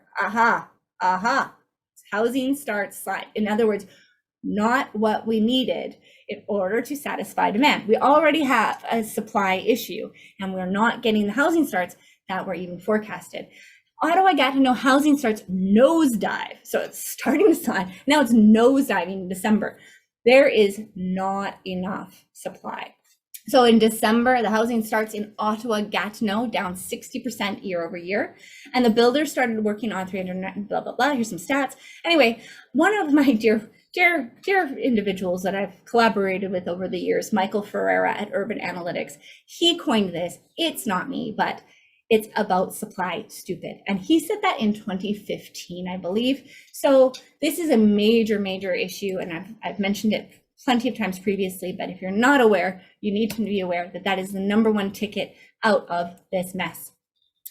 Now that's good because we have upward pressure on prices, but we could be a little bit more balanced. So how building height limitation? Oh yeah, so here's a couple of things that are being influenced, I guess. So there's an official plan that's limited the height of minor corridors from, they were going to be 6 stories allowed, and they've limited them down to 4 stories. So, and it's got the inner areas of what that looks like. So in 2020, Ottawa declared a housing emergency. Why? Affordability and availability. Availability, remember that supply issue started way back when, it's only been exacerbated. Ottawa also declared a climate crisis, which enacted a new official plan. And the goal of that was to increase housing density. But there's a little bit of a disconnect between the density goals and the official plan, which is now actually limiting the density. Seems very odd. I'm not sure why they're choosing to do that, but there we are. Those are politics and policies in play. What this does, though, is it limits development to, as I mentioned, 4 stories, which is not the highest and best use. So there's not only a misalignment with their stated goals, but it also becomes more expensive for builders. You think about it, your return on investment, your ability to recapture your money on basically on a building that's 6 stories versus 4, it's considerable. So that's something to consider for our lack of supply and continuing. Why a 4-story building? Oh my. So this is the CBC January 9. Why a 4-story apartment could be coming to a residential street near you. Task force time. Don't worry. Task force is on it. All right. This is provincial. So I'm switching. I just really want to get that super clear. I was just talking about at the municipal level in Ottawa, the Ottawa government. Now we're talking about the Ontario provincial government, their task force. So you may or may not recall that I did a big rant in September and October, I think, about the challenges of jurisdictional ownership of these, so the federal government's supply recommendations. It's pretty significant. However, I'm a little encouraged by this Ontario task force. There's 58 recommendations that kind of mostly agree with what the new plan is, the official plan. So that's good. Their intention is to reduce construction barriers, to improve, just make everything faster. We want it to be faster and easier to build that supply that we need. Go Ontario task force. I'm pretty impressed. So it could be hug time because of Ottawa sort of saying that minus the 4-story situation. That's kind of all right. So that's good. So province versus municipality, which will it be, hug time or dual time? We will find out because we do need to watch for the adoption and the approval of the provincial recommendations of the Ontario Task Force, because those would need to be adopted at the local and municipal government. But again, they kind of align on both saying 4 stories. So that's an absolute possibility. And why? Because you, investors, want to capitalize, and professionals, you'll want to capitalize on the options and work towards that highest and best use for your property. And so stay tuned. This could be another buy signal. It's definitely, I shouldn't say definitely, it's partially in the right direction, and it's partially, as Christian says, a goofy plan. So there we are, but it is boosting some development elsewhere. So it's just something to be very much mindful of. Ottawa housing affordability, long story short, it's less affordable. There we go. If it's going up that much and wages are in stagflation, affordability. Again, these are just some of the indicators that we look at. So you've seen some of them, plus 23 additional weighted indicators when we apply them and put them into the real estate cycle formula. So as you can see, the GDP, but it's not the worst, but it's pretty flat. Jobs, better. People, not so great. That's okay. It's not down anymore, then we want to look for that. So this is good. And so all of these are suggesting this. Oh, actually, I think I have it. You are here in the real estate cycle, the business cycle of real estate. Ottawa is about here in stabilization. You might be going, what the heck does that mean? And what it means is that, as I've been mentioning for quite some time now, that we are entering into a long period of very modest growth for the economy, but also for real estate, for rents and real estate. So it's going to take some time to move through and to get into that expansion phase, but we're almost like we're going there, and we're going to be there for a really long time. This stabilization phase is going to last. So we're in the middle of the stabilization period of the real estate cycle, and here are a couple of action do's and don'ts that you may want to consider during this time. Do's at this time in the cycle is buy and hold. Buy and hold. Rent to own can be done. Fix and flip, agreement for sale to buy it, option to purchase to buy it, and vendor takebacks are just basically always good if you can get them. But don't do an agreement for sale to sell. And we can talk about this at another time, but there's a whole bunch of really important reasons for them. And if you want to learn more, come on out to our community lab. Maybe we could talk about it then, or send an email to info@realestatelab.com. Whew, all right. How are we doing, everybody? I need a thumbs up. There we go. All right. So Jennifer, that's great. But what I keep constantly hearing is, if you're not in real estate, buy something, build something, or partner up with somebody and get even if it's just your tiny toe in there where the little piggy lives, get in there. Right? Yes. Yes. Now, Jennifer, I have a question for you. You said that you're seeing, and we're seeing at REWL, a modest uptick on real estate going forward. Yes. How can we call it modest when even today we go to buy a property? It is nothing's looking modest right now. It's skyrocketing. Mm-hmm. And so I think that some of our viewers might have that question, like, what does modest look like? Yeah, I appreciate that question, because you're right. Like, what? How is this modest? But where it is in the cycle is that, so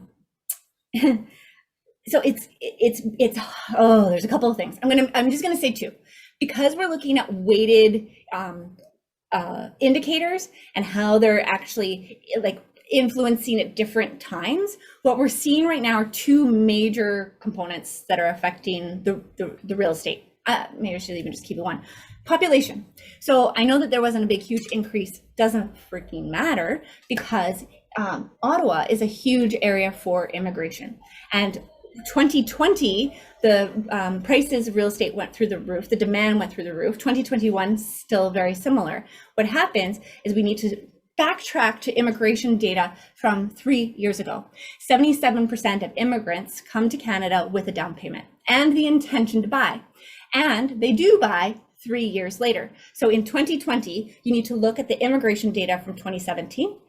2021 was the immigration for 2020. I just lost my train. Wait, so, 3 years, thank you. And so then in 2022, we're looking at the immigration from 2019. So we are going to see probably this year still wildly rising prices, at least in terms of supply demand, because that demand is still there. Yep, but it will it's back to the word modest, based on if the countries, I guess, if the governments end up putting in the correct measures for their inflation cure, as in stop printing money, and we've got to go through a little bit of an economic recession, and either way we're going to have unemployment. That will moderate that population.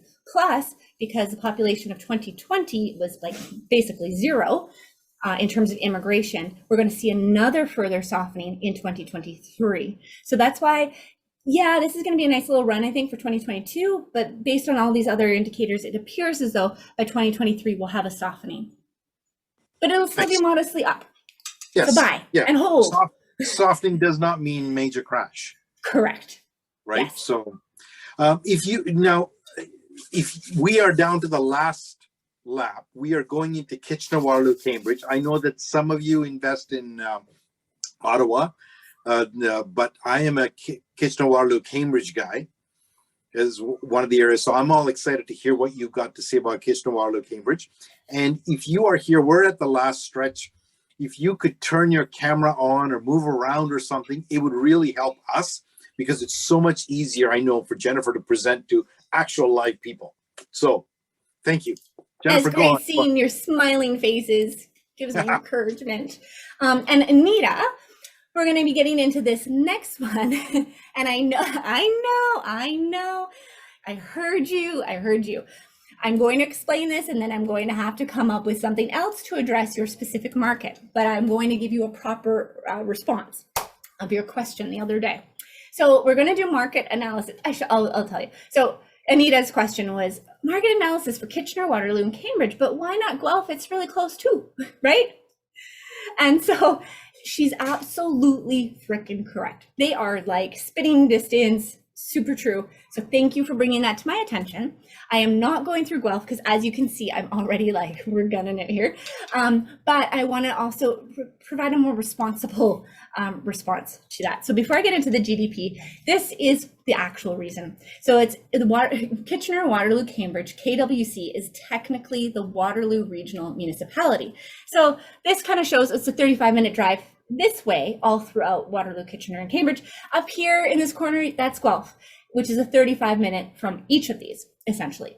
But this is the real reason here, is that the data that could or would or should, which we'll find out in just a moment, be available for this area is it's grouped as a central metropolis area, CMA, into this category. And so we would have to do Guelph as a separate outlier. So I hope that answers your question responsibly. Cool. Thanks for the thumbs up, Anita. And we'll get Guelph in there for sure. So let's get into the KWC real GDP growth. Holy crap. So there is no data since 2018. I looked at the region of Waterloo key economic indicators, little typo, Waterloo economic development, StatsCan, Statista, Conference Board of Canada. I don't know if somebody has insights on this data. It is not easy to find. So, okay, now what? Do you think I'm just going to roll over? Do you think I'm going to quit on you? Not a chance. I got a solution. So here it is. proxy time. So in statistics, a very useful function is proxies. And it's basically the use of indicators or variables that are not directly relevant or not directly the actual data that you're looking for, but they can serve in place of, as very standards done in statistics and economics around the world. And it just means like, what are you looking for that's closely related? So you go through that and you look and you find whether or not there's positive trends or negative trends. And so this is what we looked at. So I'm not going to go through all of that data. I'm just going to tell you the conclusion at the end, okay? Because that's just a lot. So consumer spending, business spending, is government spending increasing? Is there a growing demand for investment? Are exports increasing? Are imports increasing? And how are nearby markets doing? Although, again, this is proxy data. It doesn't necessarily fully answer it, but these are very reliable questions to ask. So after going through that analysis, the economic activity in Kitchener, Waterloo, Cambridge is better than many. It is also the 5th largest CMA in Ontario, which is, I'm also really surprised, like there isn't better data available for it. I'm so sorry, Allison. What? So sorry, Niran. What? But yeah, as the 5th largest CMA in Ontario, they should have better. But anyway, but they've got a very diverse, resilient economy. And I've got a couple of little slides about that, not much, but also innovation. And remember I said that innovation was one of the very few, I shouldn't say that. It's a deflationary influence, but it's not necessarily a lever. Only printing is a lever, but it's a deflationary influence. And so that means that because KWC has so much innovation, they may have superpowers through the inflation ahead. In other words, inflation and the situation that may come out of it in terms of higher unemployment or recession, either of those sort of bad choices that are ahead of us if we're going to tackle, even if we don't tackle inflation. So this innovation may help be sort of like a little cloak, if you will, an invisible cloak. Harry Potter. Yeah, so that's something to consider. It could be really good. So we want to keep a thought, and keep it in the top of our minds about what's going on in the diversification, what Waterloo region's up to. And guess what? They've got a great thriving tech sector as well. The tech labor force in the region has grown by 40% from 2015 to 2020. Tech sector accounts for 20% of employment in the local economy. Well, I think tech is innovation. So I think that that's all very, very good news. And importantly, venture capital is increasing. In other words, I didn't mean to go that fast. In other words, there's money coming in, investing in the growth of the economy. And that is all good news for our economy and our real estate investing. So moving into jobs, more buy signals here, similarly to Ottawa. Better story than the rest of Canada, better story than the rest of Ontario. That's super great. So 5.7 in December 2021. Improved since December 2020, which was 8.4. But as you can see, through the whole pandemic, it's been better than the national and the provincial averages. So that's all fantastic. So improving trend is good. I will mention their participation rate, 69.6. So again, like that's pretty high. At the tops, we sort of see in the beginning, in that sort of 70% range. Like this is really close to normal.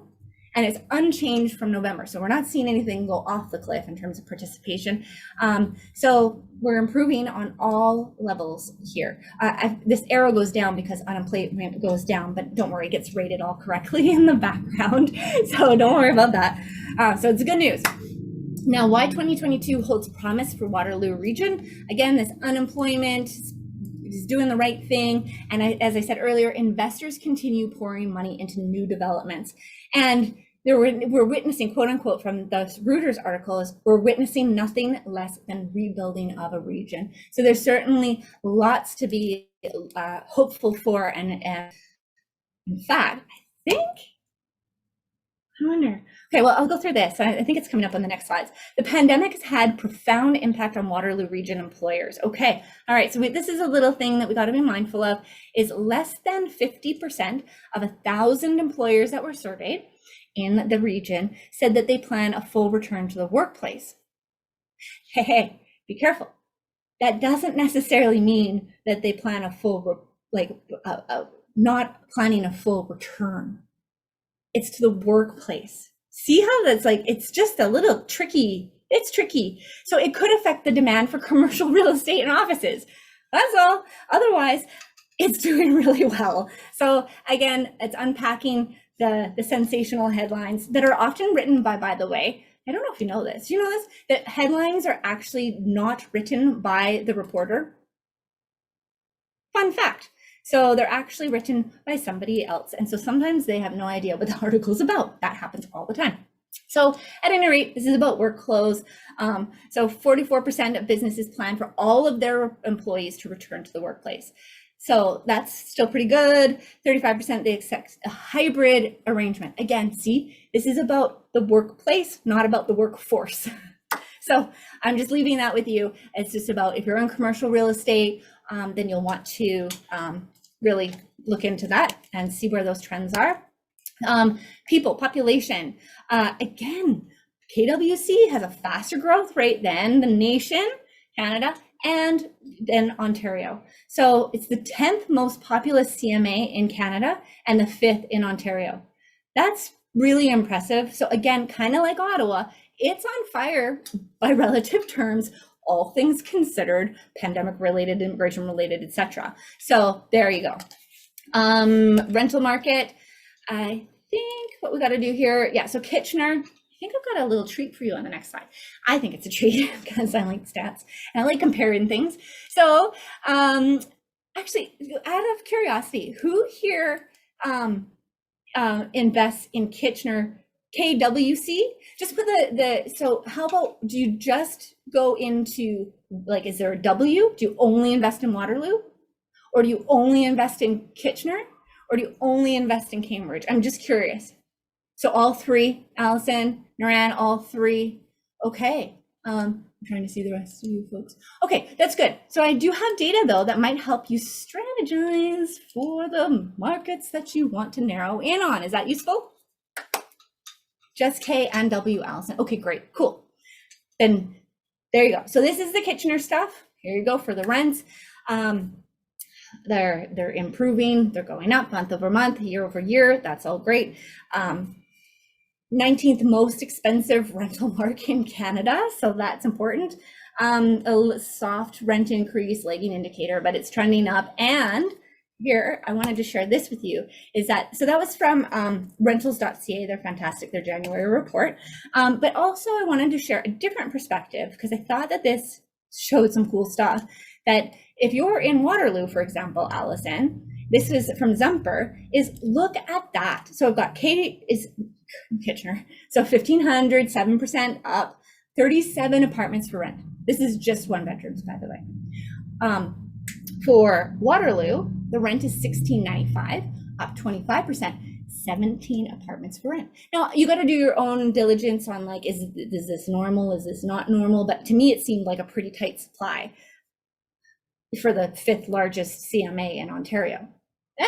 And then Cambridge, $1,699, up 10% year over year, and 15 apartments for rent. So something to consider of where you might be wanting to reposition or consider where to invest, but don't follow the rents. I mean, that's just gravy. You want to make sure that you're following the fundamentals, and really all of KWC is in really good shape. So real estate markets, you'll want to do your neighborhood stuff. The real estate market, so apparently, even people from Vancouver and the Silicon Valley think that the KW housing market is bonkers. So December 2021, average price of a detached home hit $1 million. I'm seeing some nods. Okay, very good. Rentals are going into multiples. Yeah, my basement apartment renting $1,850. Is that a 2-bed or a 1, Allison? 2. Yeah, okay, that's cool. Detached homes are up 35% year over year. Condos up 30% year over year. Townhouses up 40% year over year. Semi-detached is up 34% year over year. These are some major statistics. And actually, I'll come back to addressing this, Anita, too, is that these things typically have ripple effects as well. So be mindful of that. People will maybe moving to Guelph or vice versa. So there's something to keep in mind. So what it means, I'm going to just do long story short, is supply is not keeping up with demand. And that was a steady refrain from 2020 into 2021 and through 2022 and since 2015. So there we have it. Again, lots of data. I won't go through all of it, but you can see that it's on fire from benchmark prices. Basically, everything is up in considerable amounts. So that's on fire. But again, these are the lagging indicators, but the leading indicators are supportive of this continuing, as Niran asked earlier about, well, it's going to be modest. Yes, it will be modest, but it's still catching up from all that other stuff that I talked about, immigration, blah, blah, blah. So there we are. Okay, so it's hot, hot, hot. It's about supply. This is the sales by property type, smashing sales records, you name it. The detached, though, is down in terms of sales of 12.4%. Condos decreased 11%. Wait a second, what's going on? This is sales. And that, again, hashtag it's about supply. There's just not, and so it's not that these things don't want to be purchased. there isn't a market out there, and you know how hard it is to get in. There's multiple offers and all of that. Months of supply, similarly to Ottawa, which was less than a month. Kitchener, Waterloo, Cambridge is less than, well, it's 0.2, so that's an all-time low as well, and it has been under 1 month for 14 consecutive months. Which is nuts. So hot, hot, hot. And be mindful, always do your diligence, get a good realtor to make sure that you're on the right track and getting the conditions that you need and blah, blah, blah. Oh my gosh, only 242 properties. Yeah, Allison, that's nuts. I mean, it's just, there's nothing. And it's going to be like this for, I think, all next year, based on what I said. So average days to sell 2021, 10 days. So it's going down. When it's going down, it means that demand is up, that the things that real estate is flying off the shelf. 2020, it was 16 days, and the 5-year average is 22 days. That is a considerable indicator of a hot, hot market. So where we are, when we look at it and plot it on the real estate cycle formula, and so GDP is kind of improving, but sort of, it's flat-ish. Like we're not fully there, but jobs are going up. People, it's got a better rate again than the province and the nation. So this is looking again to that long, 10-year. There will be a softening in 2023, 2024, I believe, more to come. So stay tuned, but there will be a softening. But if you are just buying and holding, you're going to be just fine and have cash flow. So, all right. So real estate cycle, here we are, is we're in stabilization when it comes to, so it's middle to the end of stabilization period of the real estate cycle. And here's some actions. It's different. Notice it's different. It's not the same as Ottawa. Similar, but rent to own comes out when you're coming towards the end of stabilization. It gets tricky. It gets really tricky because you get into such a high swing of a market that you end up leaving so much on the table. It's still a great thing to do. It's just something to be cautioned. And if that's your model, it can work in any location at any time, truly, because you can make anything work if you're into it. So do buy and hold, rent to own, fix and flip, agreement for sale to buy, option to purchase to buy, vendor take back, caution, rent to own, and don't, agreement for sale to sell. All right, I think that brings us, yes, to a couple of conclusions. So our general conclusions for the market analysis for Ontario, Ottawa, KWC is that economic recovery and leading indicators look strong for Ottawa. They look strong for KWC. It's looking very promising, and it's set for long-term housing price stabilization into expansion over the course of this decade with a potential blip 2023, 2024, but we also want to watch this inflation recession situation. KWC is great position for innovation. Ottawa has got a huge technology innovation super cloak around it as well. So these are good markets that could go for the long term. And then final conclusions, like I said, US and Canada is likely experiencing this long-term housing price modestly over the course of a decade. So get in now, hold it. And our biggest issues, our biggest concerns are inflation. And whether we put in a cure, which is having government stop printing and spending, or we don't do anything, the situation isn't going to feel comfortable.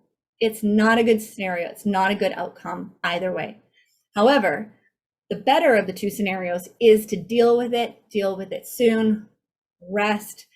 A question that I know would come up. So about that inflation situation, you might think I don't want to say this the wrong way. So I'm not suggesting that we don't help individuals because there will be unemployment. Of course, we have to have unemployment insurance. Of course, we have to have aid for individuals who would be affected potentially by a recession. However, it's about lessening all the other crap and targeting the funds to the right people who actually need it. This broad sweep of individuals who are still employed, still getting stimulus checks, that's not it. So I just want to be careful about that I am definitely pro humanity, okay? And doing the right thing with integrity and all of that good stuff. So I just needed to get that, and just, yeah. So there we are. So then the second thing to really consider is economic recovery amid this COVID situation, the pandemic, the restrictions that are imposed by government, and inflation. And again, it's just about what next in terms of government imposed restrictions due to the COVID-19 illness. And what does a transition to endemic look like? And yes, I said endemic. All right, ladies and gentlemen, that is it. That's your real-time data, real-time analysis, real-time insight, next level intelligence. And thank you very, very much for joining us today. And I can't believe you've done really well. Thank you, everybody, for your incredible energy. You all deserve a round of applause. So thanks for sticking with that. Niran, should we, I don't know if we, go ahead. Sorry, I don't know what the agenda is. We're very bad at saying goodbye. We're really bad at saying goodbye. Because we like you guys. We like if we were meeting in person, we'd be out at a bar after this. Yeah, 100%. So indeed. So then I guess let's not call it goodbye. How about that? And why don't we get to see you all on our next Market Leaders Lab? And I'll put that up on the screen in just a moment. Again, it's every Wednesday except for the first Wednesday of the month. So I want to see a lot of you. Please share it with your friends. I'd love for you to share it with your friends. I'd love for, again, take a chance on me. You're the best. Anyway, I can't sing, but take a chance on REWL. We really appreciate you. This is what we do best, and this is just the research lab. Remember, there's the community lab with the calculators and networking and getting to know each other. There's the market leaders. So come on out. We do have a free trial for 30 days for a limited time only. Please share this, share the love, and have folks really join in. And again, just a reminder of the REWL Ambassador Program is that you can earn credits towards your REWL membership by sharing love, building the community. And thank you, Nick, for saying that you like the macroeconomics and analysis. I know it's different. I know I take a little bit of a slant away from the mainstream, and it's just food for thought, but I think it's important for us to be armed with the future. So please join us. All right. And I'll see you guys. Oh, here, wait, there it is. All right, Wednesday, February 9th, same time, same place. Market Leaders Lab, Aurelio Baglione, Virtus Financial Group, and this is new alternative strategies for retiring properties. So some really cool stuff. I'm really excited to talk with him. And again, thank you all. I think that is it. Woo-wee. Well, Jennifer, that was a great time. Thank you, everybody. And if you're feeling stuck or anything, just reach out to me and we'll get you moving. I just want to answer Allison's. So that's a great question. Maybe Ken or Paige, you could help answer Allison's question. Where do I get my custom link? I had someone come tonight and didn't use my link. Well, let's get those custom. Go ahead, Ken. Hey, no problem. Yeah. So for everybody that's a trial member and a member currently, we've already made your links. We were just going to wait to announce it today. And Jen did a fabulous job of doing that. So your links are ready. And as soon as this call is done, we'll send it out to everybody. And that way you can share the love and let people know. And once you do, they'll be forever tagged in our ecosystem and that you sent them. And those credits will apply once they become a member or take part in any other product or service REWL has to offer. So, you know, let's grow together, folks. We love you guys. So let's go. This stuff was fabulous. Jen, you did a tremendous job. It was off the charts. You know, it was. I'm speechless. I'm still. My notes are crazy. I'm just. So. Well, thank you, and thank you, team. This is an incredible team that we have here of next level investors that are all in this to win it, to support you, to get the information that you need, timely, you name it, and yeah. And so I'm really excited with this code. All right, so share it widely. As I mentioned, we're only 3.5 months young, so we're just getting started.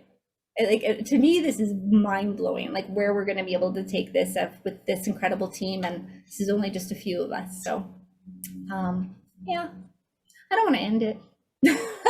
But I'm sure you're all tired of hearing from me. So there's any questions, you can go ahead. If anyone wants to drop off, that's fine. We could leave it open for another sort of, I don't know, 5 minutes or so for questions if you're interested. Sure. I think that would be a great way of closing it off. I see a number of people here. I see James is on here. Dan Johannes is on here. Here's a question for you while people are thinking, if they can put it in the chat. Both on Ottawa, Jennifer, both on Ottawa and KWC, you mentioned that the population was growing faster than Ontario. Is that a result of in-migration, or is that a result of babies being born because we have a younger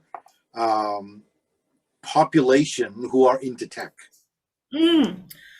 So my understanding is that is based on net migration, but that's a very good question. I think I will have to check that one.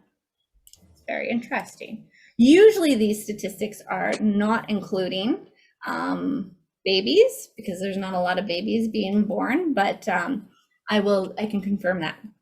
Okay. Yeah. And even, yeah, you're right, because babies take a lot longer to rent. Babies take a lot longer to affect the, yeah, for the sure. economy. Yeah. So let me just check the chat. Is anyone? Duncan, yes. What would you like to know about? So Duncan is asking, has anyone, why don't you read it? Go ahead, Niran. Oh, Duncan says, hey, has anyone used a partial VTB where you've had some bank lending and a second position VTB? Do you want to address that? Do you want me to address it? Go ahead.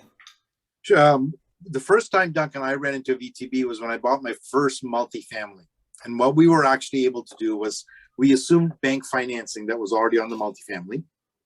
And then they wanted a higher price point, and we were negotiating back and forth, and we ended up with a great price on the property. But we also had a $50,000, I think 50 or 100,000, I can't remember off the top of my head, but a good chunk of change as a vendor take back mortgage with the lender for 2 years at 0% interest. This allowed the vendor to get a slightly higher price, so they felt good about it, but it allowed me to decrease my output in capital and keep it for 2 years, because in those 2 years, I stabilized the multifamily, got new financing on it, was able to pay off the lender and pay back a good portion to the initial investor as well. So yes, it can be done. You just need to, it's not something that's common in the residential space. Like, it's not commonly done in the single family homes. I find that when you bring up vendor take back, most realtors will get this deer caught in the headlights look and they'll start getting a little antsy. But if you're dealing with a commercial realtor who understands commercial real estate, it's common, it's normal. So I hope that answers your question.